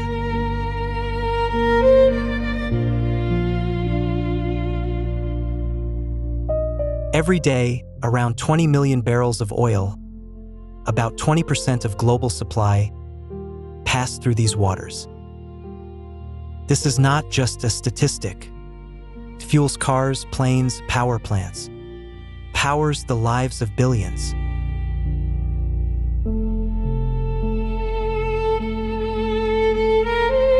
On the surface, Hormuz appears calm and peaceful. Still waters, open skies. Yet beneath that calm lies the weight of the global economy flowing through it every hour.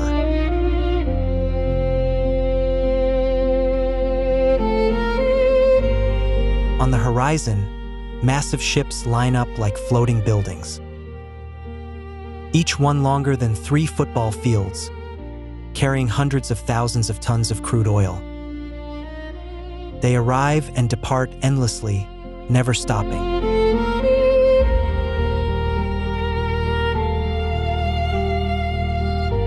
Japan, South Korea, India, and China, the largest economies in Asia, all depend on oil passing through Hormuz.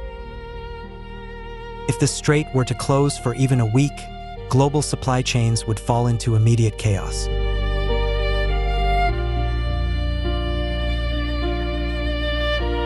But Hormuz is more than data and maps. It is home to thousands of people, fishermen, traders, families who have lived along these shores for generations. For them, the sea is not a shipping route. It is life itself.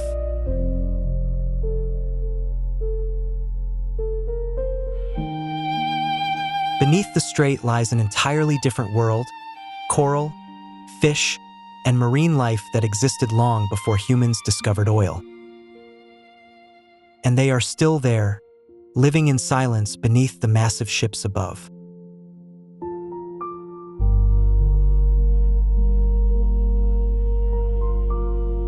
These massive oil tankers are known as VLCCs, very large crude carriers. A single vessel can carry up to 320,000 tons of crude oil, enough to power a city of millions for months.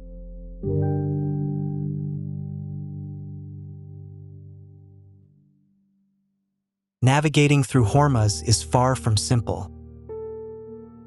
Shipping lanes are tightly controlled, each only about 3 kilometers wide. A small mistake in darkness or fog could lead to an unpredictable disaster.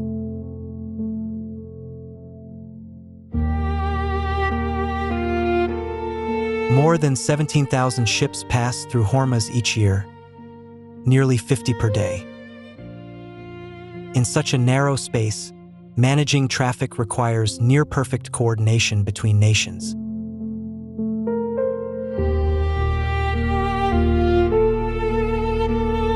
The risk of oil spills is ever present. When accidents happen, oil can spread across tens of square kilometers within hours. Ecosystems may take decades to recover.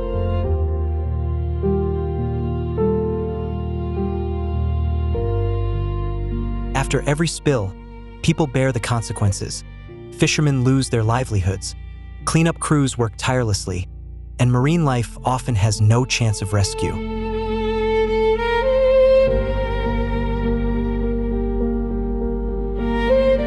An invisible threat is underwater noise. Ship engines generate powerful sound, disrupting how dolphins and whales communicate and navigate.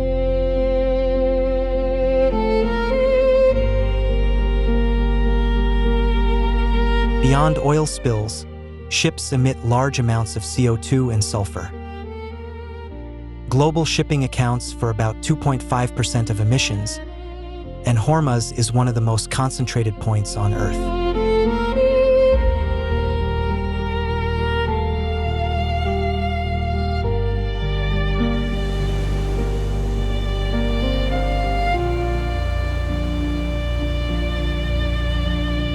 Beyond economics, there is a geopolitical dimension.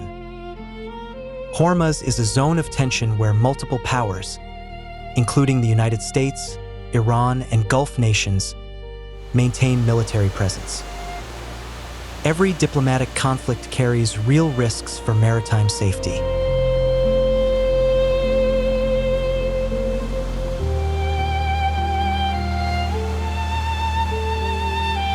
Even a single news report about tension in Hormuz can move global oil prices. In 2019, attacks on tankers near the Strait caused prices to spike within hours, affecting fuel costs worldwide.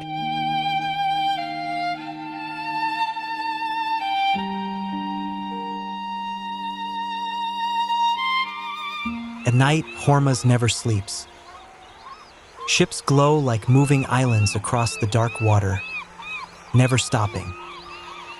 Because the world's demand for energy never stops.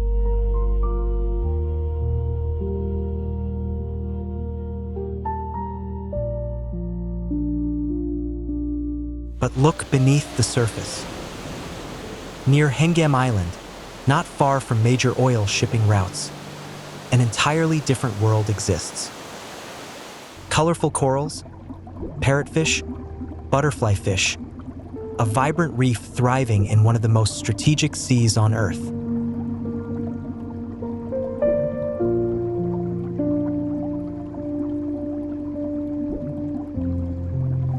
Dolphins still swim freely here, a beautiful yet heartbreaking sight beside massive oil tankers. Unaware, they live in one of the most polluted and dangerous marine environments on the planet.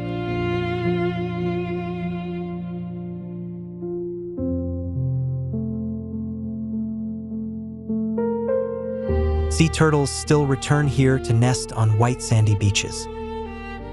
They have survived millions of years of evolution. But now, they must adapt to an ocean changing faster than ever before.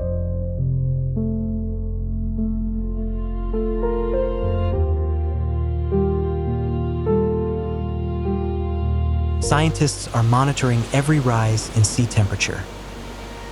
The Persian Gulf is already one of the hottest marine regions on Earth, and it continues to warm.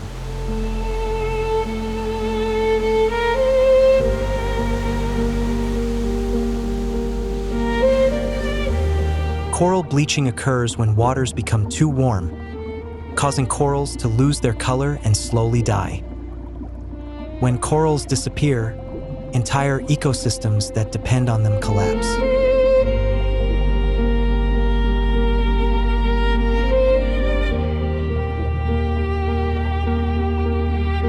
Less visible than coral reefs, but equally important, are seagrass meadows, breeding grounds for hundreds of fish species. They absorb carbon more efficiently than forests, yet they are rapidly disappearing.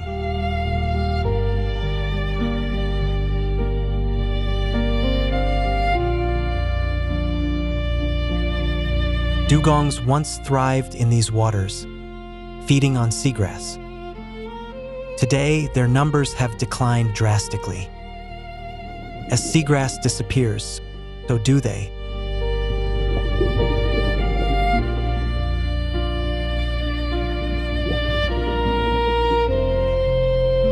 Seabirds still return, but fish are becoming scarce. Nature adapts, but only within limits.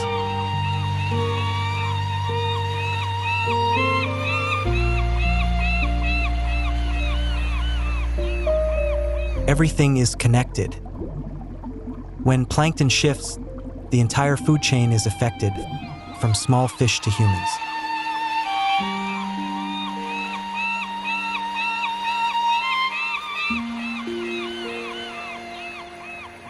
On one side, a scientist studying fragile ecosystems.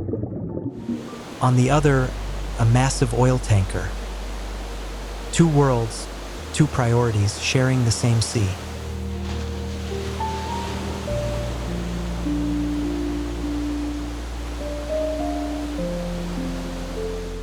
Ahmed has fished these waters for over 40 years. His hands are rough, his eyes trained on the horizon. He knows the sea like the back of his hand, its currents, its winds, its changing seasons.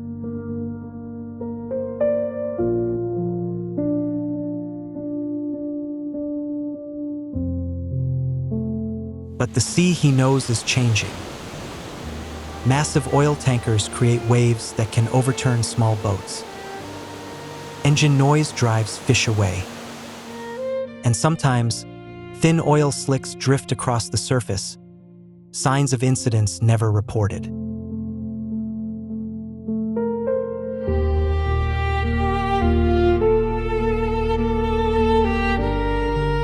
Fish catches have dropped significantly compared to 20 years ago. Fishermen must travel farther, stay longer at sea, and return with far less.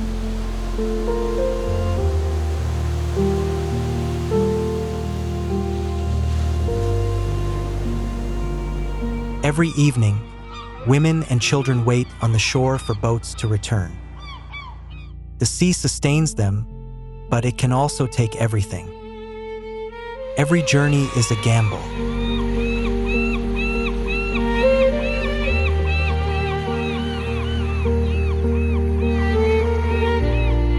The younger generation stands at a crossroads. Fishing no longer provides enough to support a family. Many have left the trade, seeking work in industrial zones or moving to cities. A centuries-old tradition is slowly fading.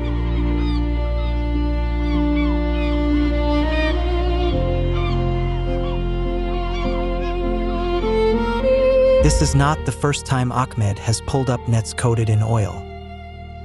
They must be cleaned for hours, sometimes thrown away. The loss is real, yet no one is held accountable.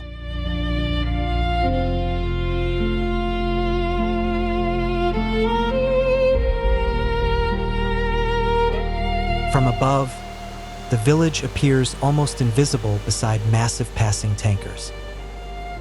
A stark image of imbalance between local communities and global energy systems.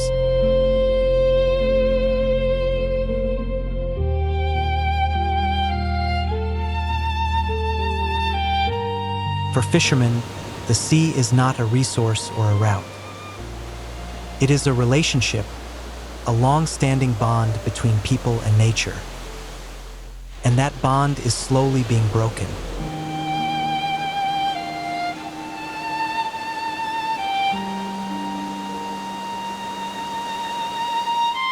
Imagine the global energy and trade network as a complex circulatory system. In that system, Hormuz is the valve where all flows must pass. If that valve shuts, the entire system stops.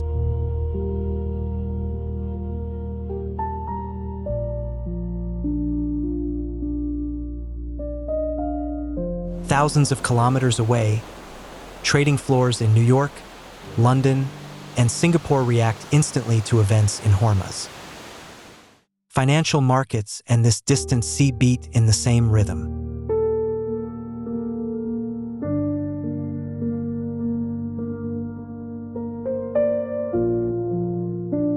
For Gulf nations such as Saudi Arabia, the UAE, Kuwait, and Iraq, Hormuz is a lifeline. It is the only route to export oil, the foundation of their entire economies.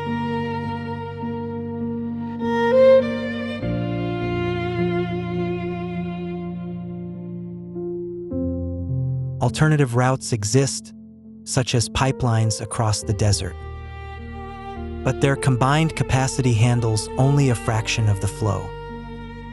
There is no true replacement for Hormuz.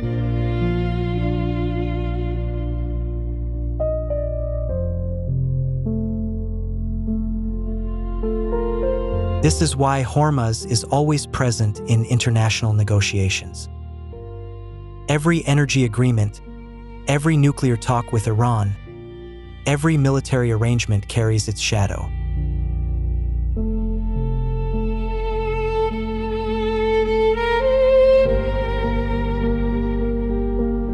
The question grows louder: can the world reduce its dependence on Hormuz? Renewable energy is rising, but oil still dominates.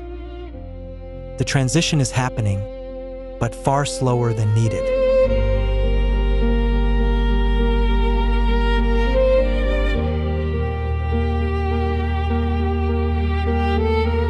stretch of sea carries the weight of modern civilization.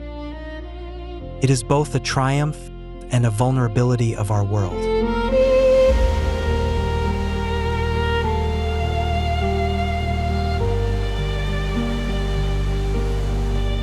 This is the defining contradiction of our time.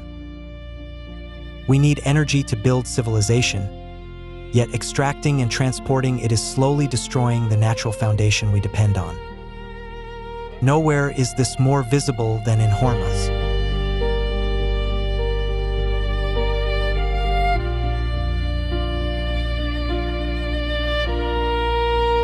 Three people, three perspectives on the same sea. A fisherman sees his livelihood fading. A scientist sees ecosystems declining. A ship captain sees an essential lifeline. All of them are right, and that is the problem.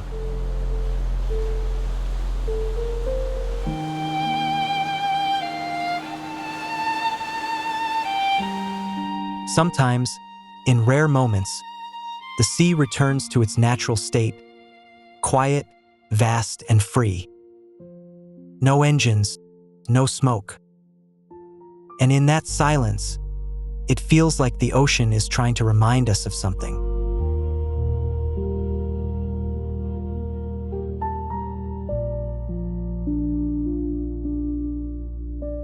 Hormuz is more than a place. It is a question of values, economic growth versus planetary sustainability. We may avoid the question, but we cannot escape its consequences.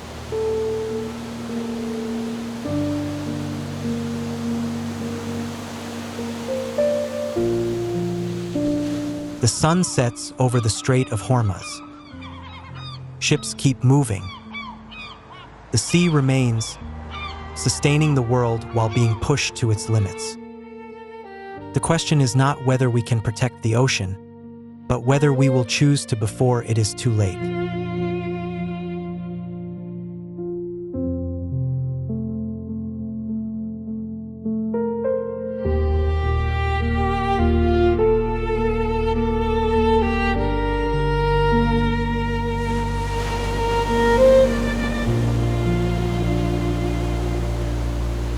On the world map, there is a narrow strip of water less than 33 kilometers wide, so small it is easy to overlook. Yet every day, 30% of the world's oil passes through here. It is called the lifeline of civilization.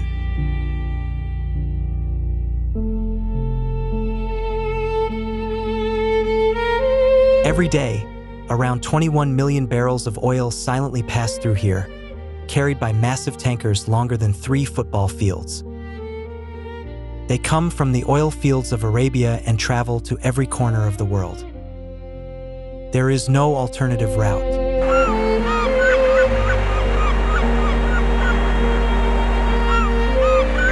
The Strait of Hormuz lies between Iran and the Arabian Peninsula, a single gateway connecting the Persian Gulf to the Indian Ocean.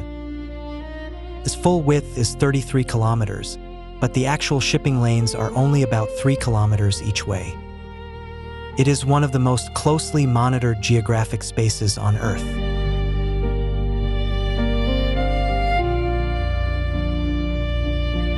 Thousands of years ago, Arab traders sailed these waters, carrying spices, pearls, and silk to India. Hormuz was once an independent trading empire where sea routes converged. Its role has changed, but its importance has never diminished.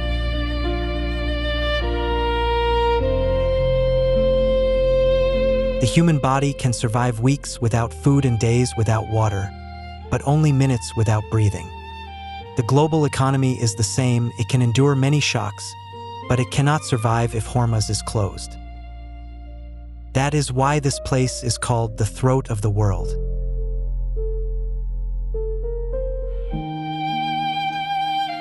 "21 million barrels of oil. That is what the Strait of Hormuz must digest every single day.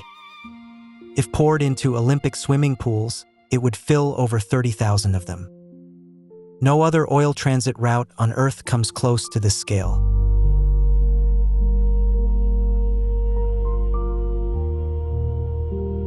China is the world's largest oil importer, and much of it must pass through Hormuz. Every factory running, every car moving, every building being heated in China is tied to this narrow stretch of water. It is a geographic dependency Beijing has never been comfortable with.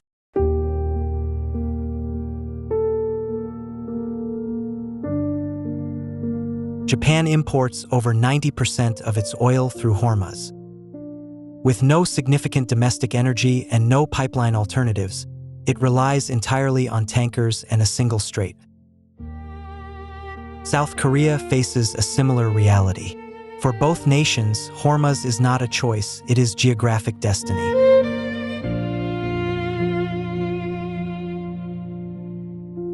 If supply through Hormuz is disrupted for just a few days, global oil prices could surge by tens of % within 24 hours.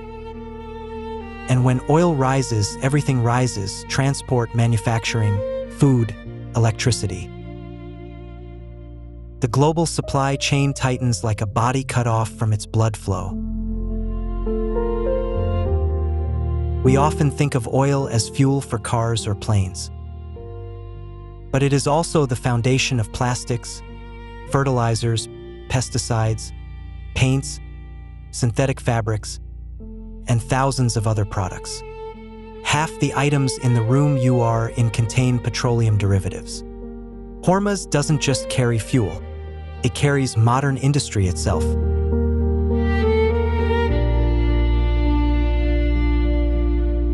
India, one of the fastest-growing economies in the world, is also increasing its dependence on Gulf oil.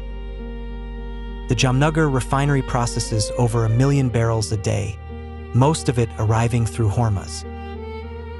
The prosperity of hundreds of millions of Indians is anchored to a strait thousands of nautical miles from Mumbai.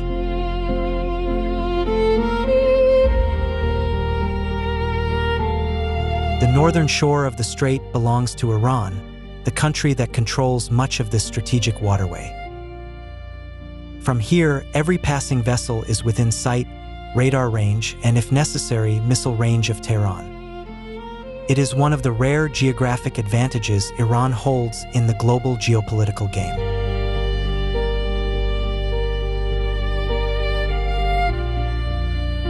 Along Iran's coastline, anti-ship missiles like Noor and Khalij Fars are positioned on rugged mountain terrain. They can strike targets hundreds of kilometers away, and within the narrow confines of Hormuz, no vessel can escape their range. This is asymmetric warfare, low cost, high destructive impact.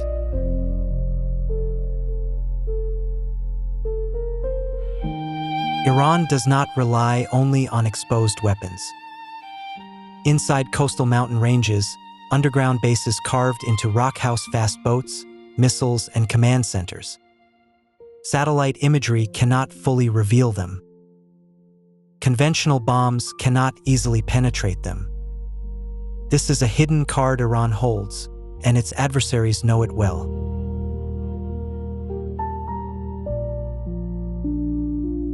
A $13 billion U.S. aircraft carrier can be overwhelmed by hundreds of small speedboats worth only tens of thousands each.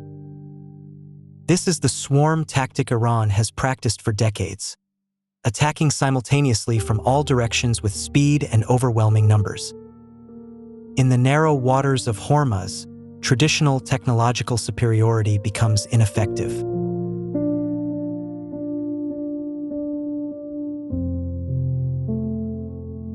Beneath the strait, where no human eye can see, Iran could deploy thousands of naval mines within hours.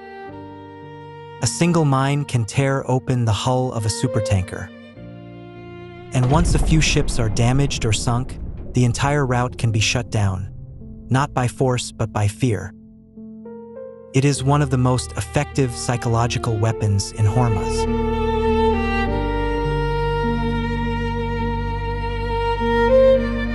In response, the United States Navy maintains a constant military presence in the Gulf and the Strait.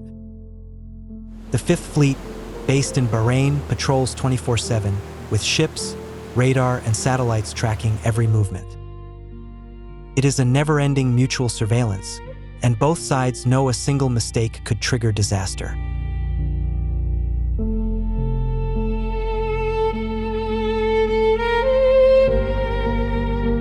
What sounds like a hypothesis has already happened multiple times.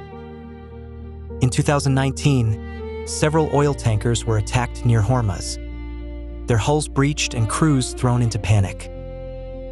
Oil prices spiked instantly, and global financial markets trembled. Just a few attacks without full-scale war were enough to trigger worldwide economic anxiety.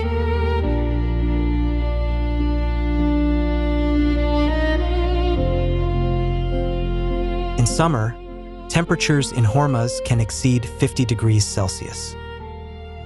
The sea becomes a mirror reflecting intense heat, and metal surfaces on ships can burn skin on contact. Crews work in conditions nearly beyond human tolerance, while electronic systems frequently fail under extreme temperatures.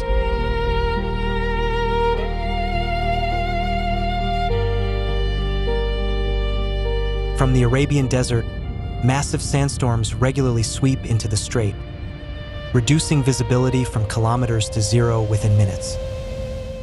Navigating a 330-meter-long tanker through a 3-kilometer channel without sight is a challenge captains must face. Radar becomes the only eye, yet even it can be disrupted in the storm.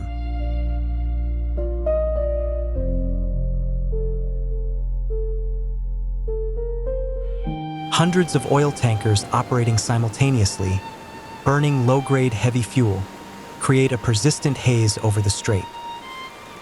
Combined with high humidity from the sea and desert sand, the air becomes dense and hazardous.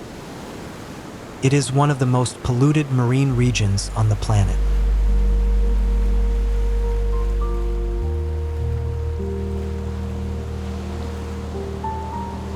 A supertanker requires 3 to 5 kilometers to come to a full stop.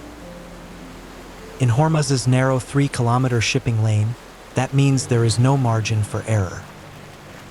Captains must make split-second decisions, relying on years of experience and nerves of steel. A single collision could sink hundreds of millions of dollars and trigger a devastating oil spill in these confined waters.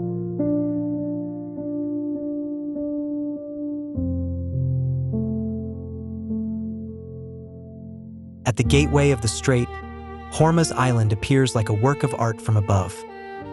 Vivid red soil rich in iron oxide, interwoven with streaks of white, yellow, purple, and orange. It is known as the Rainbow Island.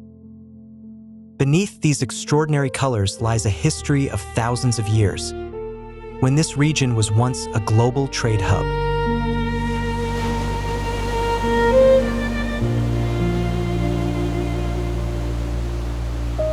The people of Hormuz do something few places in the world can claim. They eat the earth. This red soil, rich in iron oxide and minerals known as galak, is mixed into bread, used as a seasoning, or even eaten on its own. It is not poverty, but a unique culinary tradition deeply connected to the island's unusual geology.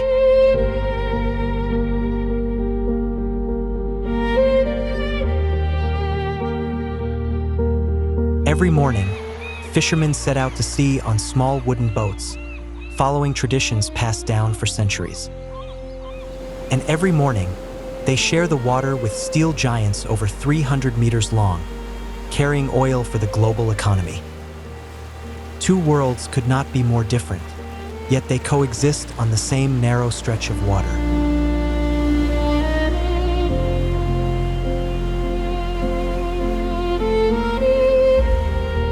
Bandar Abbas, a city of 500,000 on the northern shore, exists because of Hormuz and lives through it. Its port is Iran's main trade gateway, where goods from around the world arrive and Iranian oil flows out. For the people here, geopolitics is not abstract. It is their jobs, their income, and their daily lives.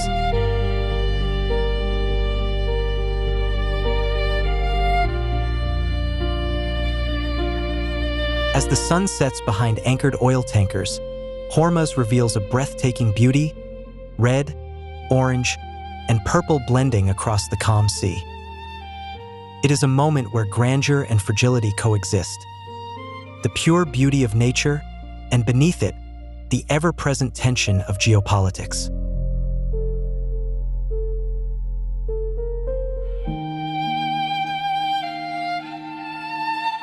Saudi Arabia and the UAE have built pipelines across the desert to reduce dependence on Hormuz. But their total capacity can only handle about 20% of the required oil flow. The remaining 80% has no route except the strait. And building more pipelines? It would cost hundreds of billions of dollars, take decades, and face nearly insurmountable terrain challenges.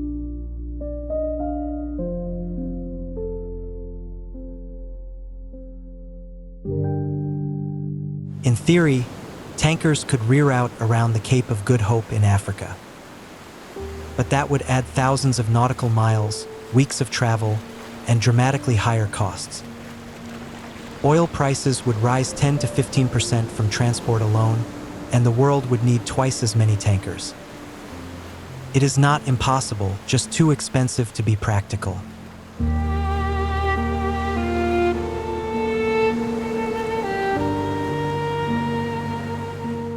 The world is transitioning toward renewable energy, but far more slowly than headlines suggest. Oil will still dominate global energy at least until the mid-21st century. During this transition, Hormuz remains irreplaceable. Dependency does not disappear overnight, it fades gradually over decades.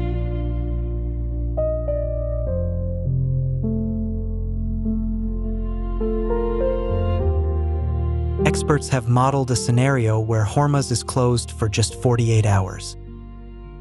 Within the first 6 hours, global financial markets begin to tremble.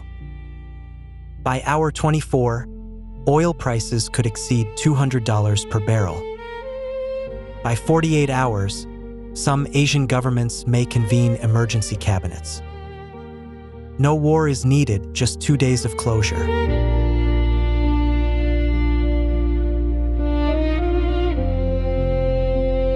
Globalization has created unprecedented prosperity, but it has also created critical vulnerabilities.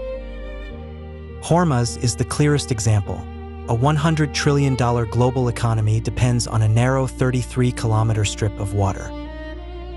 That is not strength, it is fragility dressed as prosperity.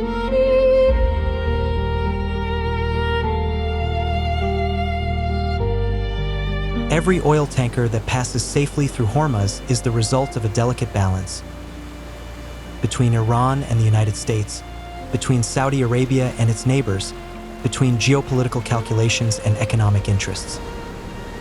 Peace here is not luck. It is the product of constant restraint, day after day. And that restraint can break at any moment.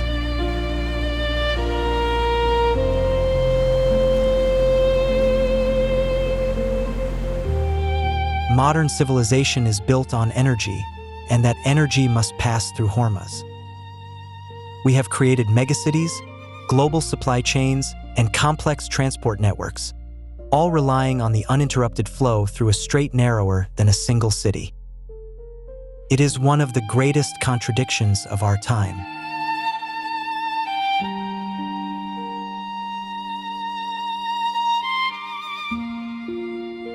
Every morning, Hormuz awakens and continues its work, quiet, unseen, yet indispensable. As long as the world needs oil and economies remain interconnected, this strait will remain a crossroads of destinies.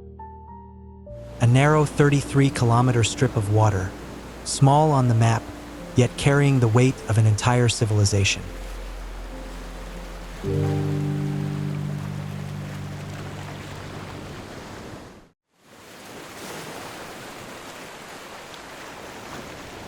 You look at the ocean's surface and think you are seeing the Atlantic, but that surface is only a curtain, a thin sheet of glass separating our world from an entirely different one below.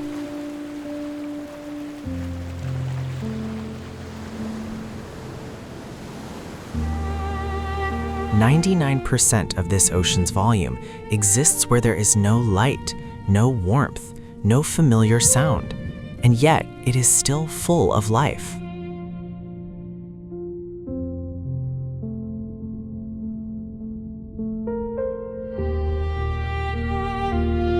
With every meter you descend, something changes.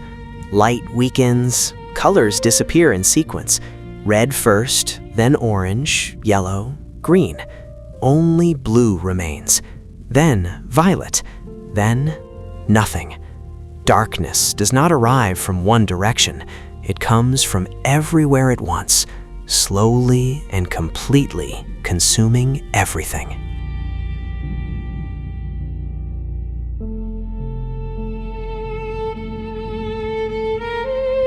Before we descend deeper, look at the smallest life in the upper layer, phytoplankton.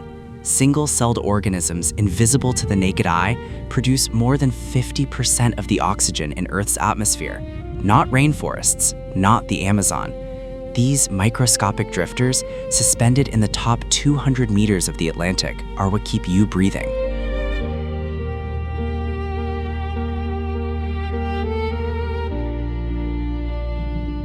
This is a bait ball.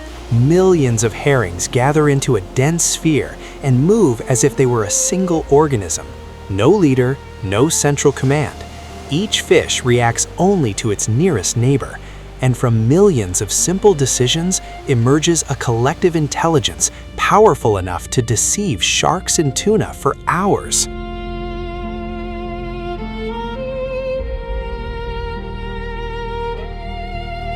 Funnus finis, the Atlantic bluefin tuna. 3 meters long, weighing over 600 kilograms, capable of bursts up to 70 kilometers per hour. They are warm-blooded, rare among fish, maintaining a body temperature higher than the surrounding water to maximize muscle performance. Each year they migrate from the Caribbean to Norway and back, tens of thousands of kilometers with no maps, no GPS, guided only by Earth's magnetic field.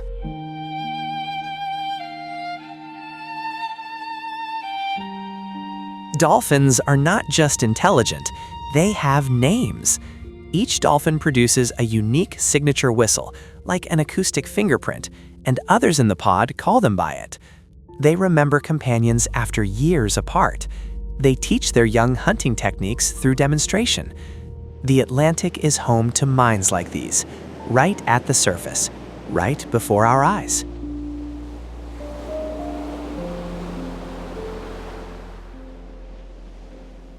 Dermacheles coriacea, the leatherback turtle, the largest living reptile, weighing up to 900 kilograms. They dive deeper than 1,200 meters to hunt jellyfish, prey they pursue across the Atlantic. This species has existed for 100 million years, surviving the extinction that wiped out the dinosaurs. And now, they face the greatest threat in their history, us.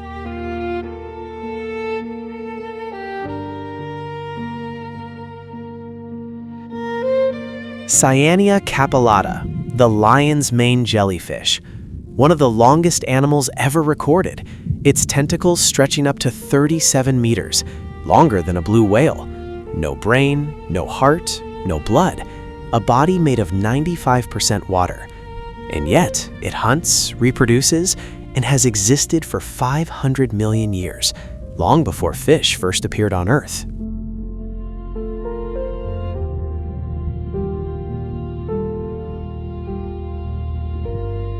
The Sargasso Sea is the only sea on Earth without a shoreline, its boundaries defined by 4 surrounding currents. The floating mats of golden sargassum form a complete ecosystem. Hundreds of species cling to it, hide within it, feed upon one another, entirely dependent on this drifting forest. It is also where European eels travel over 6,000 kilometers to spawn, and then die.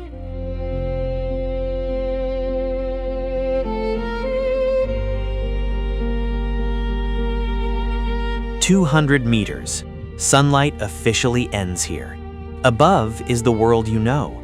Below is a world humanity has only just begun to glimpse. More than 80% of the ocean floor has never been directly observed. What we are about to enter, much of it is being told for the first time. Let's keep descending.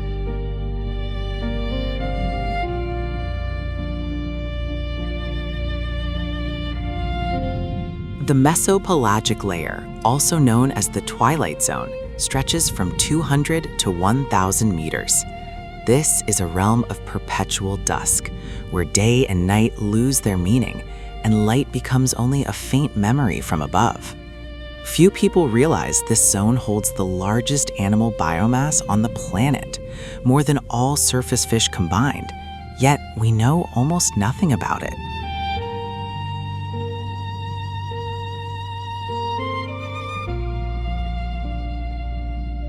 Myctophody, lanternfish. These tiny fish, only a few centimeters long, may be the most abundant fish on Earth by total biomass. Each night, they rise to the surface to feed. Each morning, they descend into darkness to avoid predators. This vertical journey of hundreds of meters, repeated every 24 hours, is the largest migration on the planet, and almost no one knows it exists.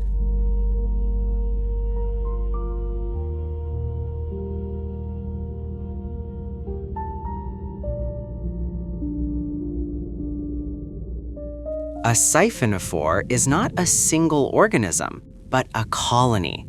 Thousands of tiny individuals called zooids are linked together. Each evolved to specialize in a single task: hunting, digestion, reproduction, propulsion. None can survive alone. It represents one of the most blurred boundaries between individual and collective in the natural world, and some species grow up to 50 meters long.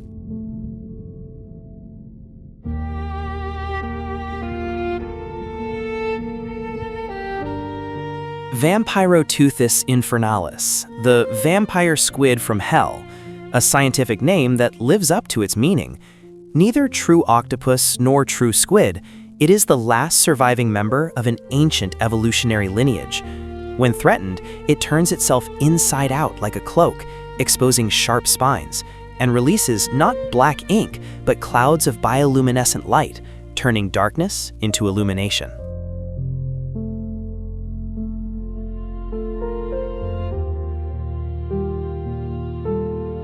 Humboldt squid communicate by changing the color of their skin. Millions of chromatophores expand and contract in an instant, producing complex flashing signals we have yet to decode.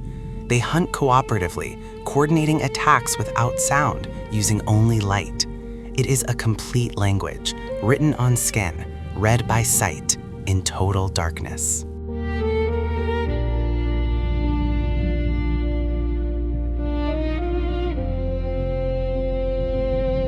Regalachus glesnae, the oarfish. Reaching up to 11 meters, it is the longest bony fish on Earth. For centuries, oarfish appearing near shore were believed to signal earthquakes and tsunamis, not entirely without basis, as they inhabit tectonic fault zones. They were never filmed alive in their natural habitat until 2001. Before that, we only knew them from bodies washed ashore.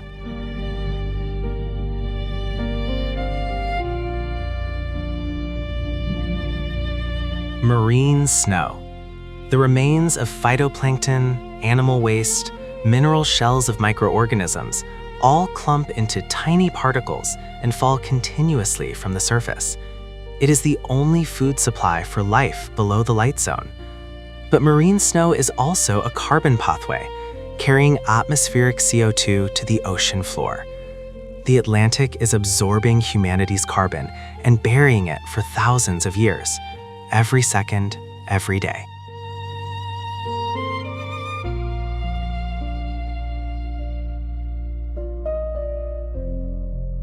Isurus oxyrhynchus, the short-fin mako shark, the fastest shark in the ocean, reaching 70 kilometers per hour and leaping up to 6 meters above the surface. Like the bluefin tuna, makos are warm-blooded, maintaining elevated body temperatures to maximize muscle and brain performance while hunting. They can detect prey movement through electroreceptors across their snouts.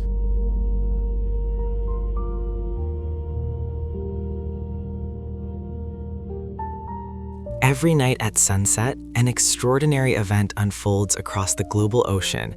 Billions of organisms, lanternfish, shrimp, small squid, copepods, rise from the depths to feed at the surface, then descend before dawn. This vertical migration moves vast amounts of carbon from surface waters to the deep ocean each night, one of the most important mechanisms regulating Earth's climate, and we are only beginning to understand it.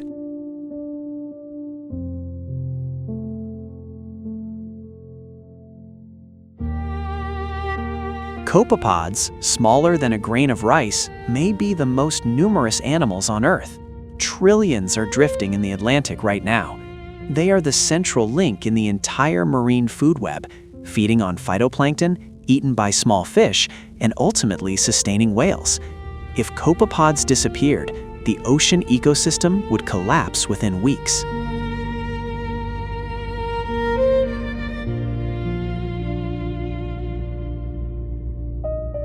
Architeuthis ducks, the giant squid, growing up to 13 meters long with the largest eyes in the animal kingdom, 27 centimeters wide, the size of a dinner plate, designed to capture the faintest photons in the darkness.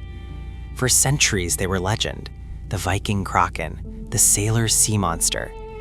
Not until 2004 were they first photographed alive in their natural habitat, and much about them remains unknown.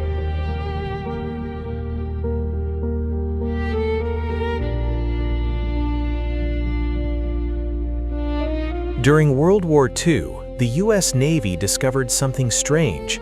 Sonar repeatedly misread the ocean floor. They called it the false bottom. Later, scientists realized it was the deep scattering layer, a dense concentration of organisms reflecting sound waves like solid ground. Billions of creatures gathered at the edge of light, forming a biological layer so thick, sonar mistook it for rock. War had accidentally uncovered one of the greatest ecological phenomena of the ocean.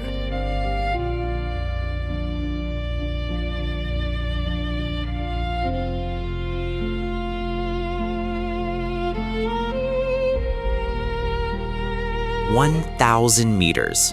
Sunlight does not exist here. Not a single photon from the sun reaches this layer. Temperature, 4 degrees Celsius. Pressure, 100 atmospheres, 100 times surface pressure.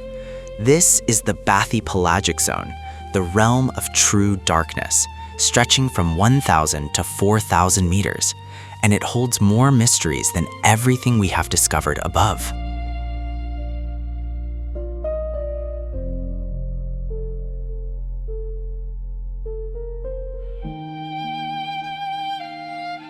Melanocetus johnsoni, the black anglerfish.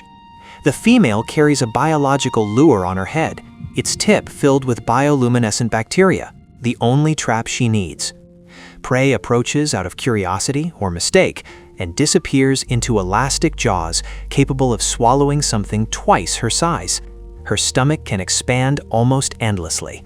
In this darkness, you never know when the next meal will come.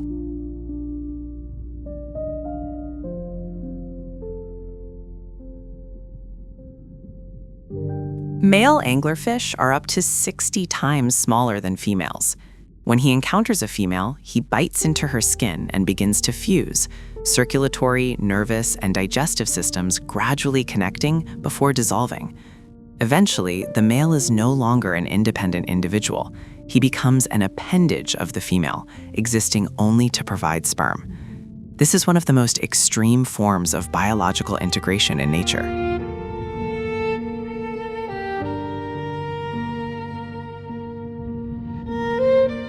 Dragonfish possess a weapon no prey here is prepared for: infrared light.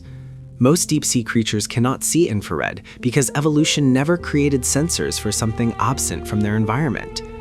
Dragonfish use it as a stealth flashlight, illuminating prey without the prey knowing it is being lit. They truly see in the darkness, while everything around them remains blind.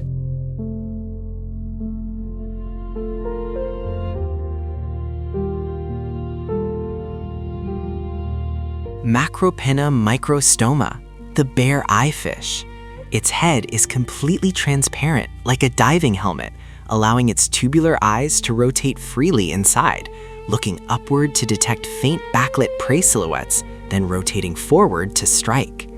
We did not know this until 2004, because bringing them to the surface shattered the transparent dome. For decades, we described the species incorrectly.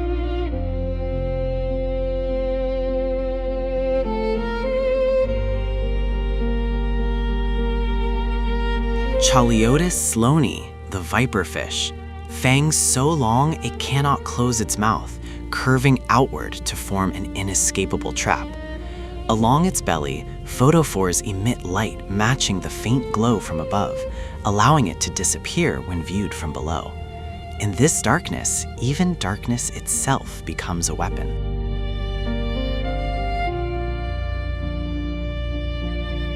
Grimpeteuthis, the Dumbo octopus, lives between 1,000 and 7,000 meters, the deepest living octopus known. Its body is nearly transparent, lacking an ink sock because concealment is unnecessary where there is no light. They do not follow seasonal reproductive cycles like surface species. Females carry eggs and can lay them year-round when conditions allow. In eternal darkness, time operates differently.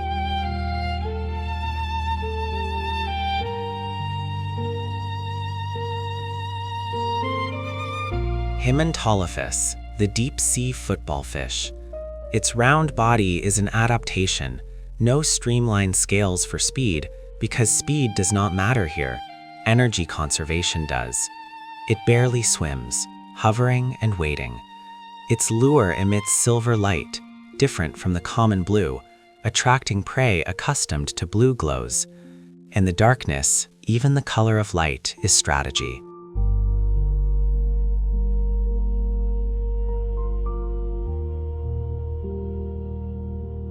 In absolute darkness, some species evolved in the opposite direction.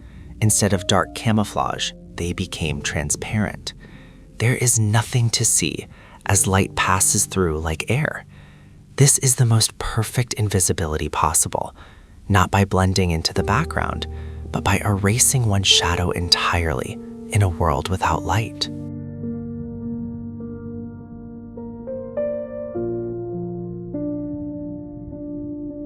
Mantis shrimp can strike with acceleration faster than a bullet, 23 meters per second in under 3 milliseconds. The punch creates cavitation bubbles, low pressure bubbles that collapse at temperatures as hot as the surface of the sun for a fraction of a second. Even if the direct hit misses, the shockwave can kill the prey. They carry a miniature nuclear-level physical weapon in their claws.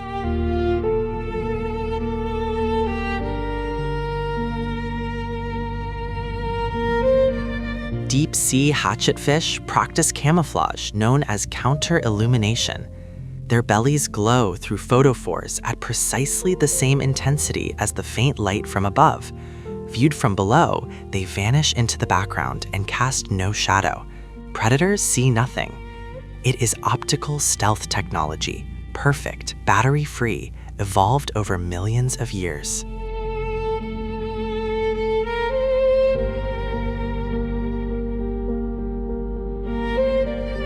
Acanthostir plancy, the crown of thorns starfish. Not a deep-sea species, but a perfect example of how one species can destroy an entire ecosystem. Each individual consumes coral. During outbreaks, they blanket and eliminate entire reefs in months. Ecosystems built over centuries erased in a single season. And outbreaks are becoming more frequent as oceans warm.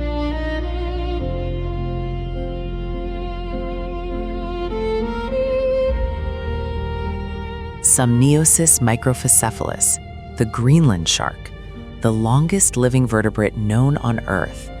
Radiocarbon analysis of islands tissue suggests one individual lived over 400 years, born before Galileo invented the telescope. They grow so slowly, they reach sexual maturity only at 150 years. In 2 degrees Celsius water, time literally moves slower.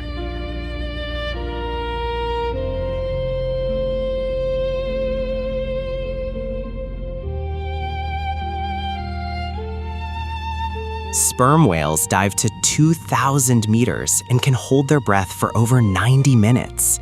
In total darkness, they hunt giant squid using echolocation, producing the loudest clicks in the animal kingdom, 230 decibels, powerful enough to stun or kill prey before contact. Many sperm whales bear large circular scars, marks left by giant squid tentacles in battles no human has ever witnessed.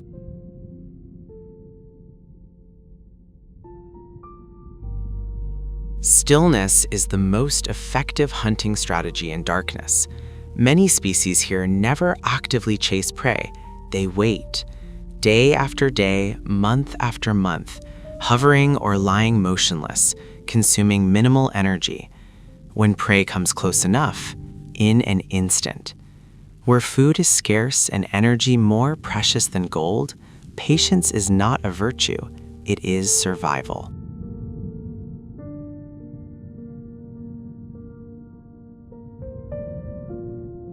4,000 meters.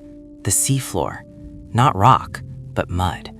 Fine sediment tens of meters thick, accumulated from marine snow over millions of years. This is the abyssal plain, the flattest and most extensive terrain on Earth, stretching thousands of kilometers unchanged, silent, dark, and cold. And still, life exists here, though no one knows exactly what kind or how much.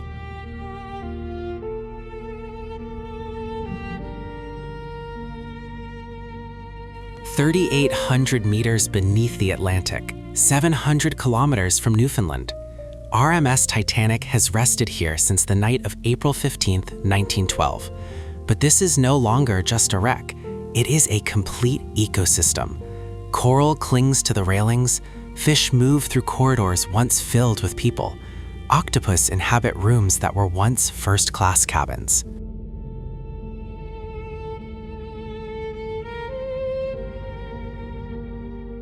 Halomonas titanica, bacteria named after the ship itself, are consuming Titanic from within. They feed on iron, excreting intricate rust formations called rusticles, up to 90 centimeters long, housing entire microbial communities inside. Scientists estimate Titanic may fully collapse within the next 30 years. The ship is being slowly digested by millions of invisible organisms.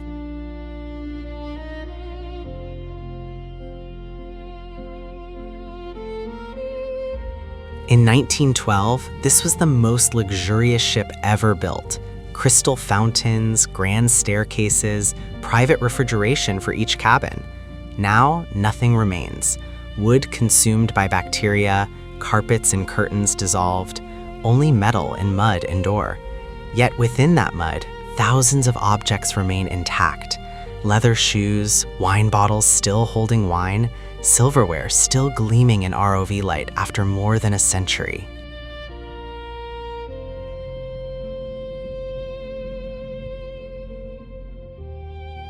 From the 15th to 18th centuries, hundreds of Spanish galleons carried gold and silver from the Americas to Europe, and many never arrived. Storms, reefs, pirates, the Atlantic took its share. Billions in treasure may still lie undiscovered in these wrecks, yet more valuable now, they have become coral reefs, habitats for hundreds of species that could not survive without them.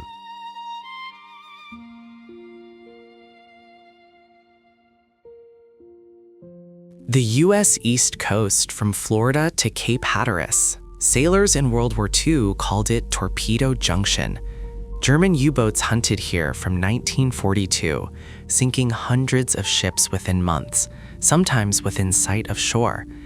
Now the wrecks of U-boats and Allied vessels lie side by side beneath the sea, coral covering both, hostility dissolved in time.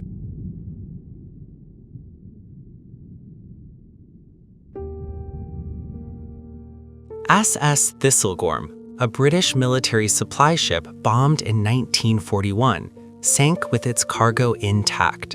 Trucks, motorcycles, rifles, boots, boxed watches. Today, everything remains as it was loaded, neatly arranged yet covered in coral and anemones. Fish swim through motorcycles like a forest. War created a sanctuary.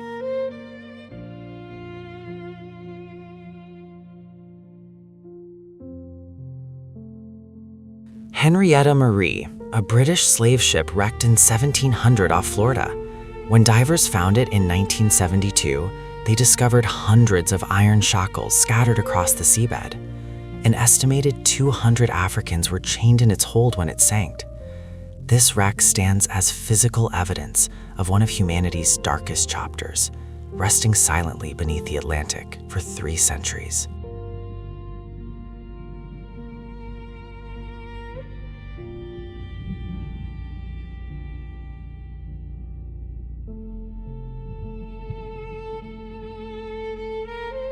Not only ships, the Atlantic is also a graveyard for thousands of aircraft.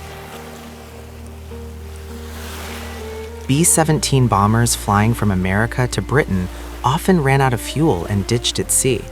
Crews were rescued, the planes were not.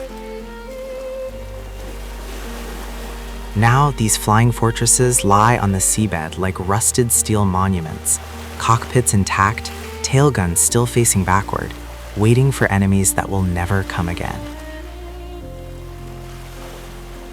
In 1968, the U.S. nuclear submarine USS Scorpion disappeared en route from the Mediterranean to Norfolk. 99 sailors never returned. It was found that same year at 3,000 meters, shattered into pieces. The official cause remains unresolved after more than 50 years. The Atlantic keeps its secrets. The most remarkable thing about these wrecks is not that they sank, but what happened afterward. Hard metal in soft sediment is a rare resource, an anchor point for coral, anemones, mussels, oysters. When coral grows, fish arrive. When fish arrive, larger fish follow. Within decades, a wreck becomes one of the most biodiverse sites in surrounding waters. Human tragedy becomes nature's sanctuary. Modern technology is transforming how we approach these graveyards. ROVs can descend to 6,000 meters, film in high resolution, collect samples without touch. Wrecks once unreachable are now mapped in full 3D by sonar. Yet for every wreck discovered, hundreds remain unknown, lying silently in darkness, waiting. An estimated 3 million shipwrecks lie on the ocean floors, most within the Atlantic. Each wreck is a story interrupted, a journey never completed. Yet, from another perspective, the Atlantic has preserved over 3 million physical records of human history under near-perfect conditions. The ocean does not only take, it also keeps. In the oxygen-poor mud of the Atlantic seabed, ordinary decay bacteria cannot function. Many organic materials are preserved almost perfectly. Leather shoes from Titanic still hold their shape after more than a century. Leather, fabric, wood would normally vanish, but here, time moves slower. Decay proceeds differently. The deep seafloor is the most perfect archive on the planet. The oldest wrecks in Atlantic-adjacent waters, Greek, Roman, Phoenician amphorae, remain intact after 2,000 years. Inside some amphorae, traces of wine, olive oil, honey still remain. Goods packed by hands turned to ash millennia ago. The Atlantic is a library. Underwater archaeology is among the most difficult sciences. No true gravity, limited visibility, pressure increasing with every meter, dive time restricted, and the subject of study constantly decaying, looted, or accidentally damaged. Each expedition is a race against time to preserve evidence before the Atlantic claims it forever. The final stage of every wreck, when coral has fully covered it, when metal has dissolved into sediment, when no artificial trace remains visible, is complete integration into nature. Ship becomes rock, rock becomes reef, reef becomes ecosystem. Humanity builds, the Atlantic transforms, nature completes. The cycle has no end. If you drained the entire Atlantic Ocean, the first thing you would see is a mountain range. The Mid-Atlantic Ridge, stretching 16,000 kilometers, is the longest mountain chain on Earth. Most of it lies underwater, except Iceland, the only country on Earth built directly atop a mid-ocean ridge. At the center of the ridge lies a rift valley, a fracture where two tectonic plates are pulling apart. Speed, about 2.5 centimeters per year, the rate your fingernails grow. It sounds small, but over 100 million years, that is why the Americas and Africa are now 7,000 kilometers apart. The Atlantic is growing, every day, millimeter by millimeter. When magma erupts from the rift and meets 2 degrees seawater, it instantly solidifies into rounded formations called pillow lava. Billions of tons of new rock are created each year from Earth's interior, filling the gap between separating plates. The Mid-Atlantic Ridge is a factory of ocean floor, operating continuously for 200 million years without a single day of rest. Iceland is the only place on Earth where you can stand between 2 tectonic plates and see them with your own eyes. The Thingvellir Valley, an exposed rift, widens by 2.5 centimeters each year. Divers can swim between the North American and Eurasian plates, touching both at once. It is the only place in the world where you can physically touch the force creating the Atlantic. Scattered along the ridge and across the Atlantic are more than 800 identified seamounts, underwater volcanoes not tall enough to break the surface. Each is a biological oasis. Currents striking the slopes push nutrients upward, creating massive feeding grounds. Whales migrate along these seamount chains like following a food map. Cold water corals cling to basalt rock, building living structures without sunlight. Lophelia pertusa, cold water coral. It needs no sunlight, no warm temperatures. It survives at depths from 40 to 3,000 meters and waters 4 to 13 degrees Celsius. Atlantic cold water reefs can rise 35 meters high and stretch for kilometers, thousands of years old. They grow only millimeters per year. A 1-meter structure may be 1,000 years old. And we have destroyed more cold water reefs than we have ever discovered. Beneath the Rift Valley, magma lies only a few kilometers below the seafloor. Heat from Earth's interior seeps through rock, heating seawater that infiltrates cracks, returning it superheated through hydrothermal vents. This is a massive heat circulation system, cold water in, hot mineral-rich water out, continuous for millions of years, sustaining ecosystems without sunlight. The Mid-Atlantic Ridge is one of the most seismically active regions on Earth. Thousands of small quakes each year, most unfelt at the surface. But when tectonic plates shift suddenly, shock waves travel through seawater at the speed of sound, 1,500 meters per second. Large quakes here can trigger tsunamis reaching the coasts of Europe and the Americas. The Atlantic seafloor is Earth's most perfect geological book. The farther from the ridge, the older the crust, each layer recording a chapter of geological time. By reading the Atlantic floor, geologists reconstructed 200 million years of continental drift, from the breakup of Pangaea to the present.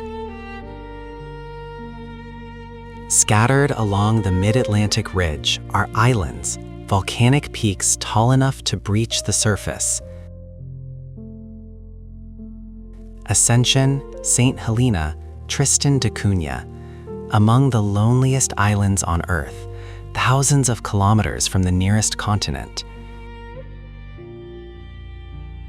St. Helena, Napoleon's place of exile, rises 4,000 meters from the seafloor, yet only 818 meters above sea level.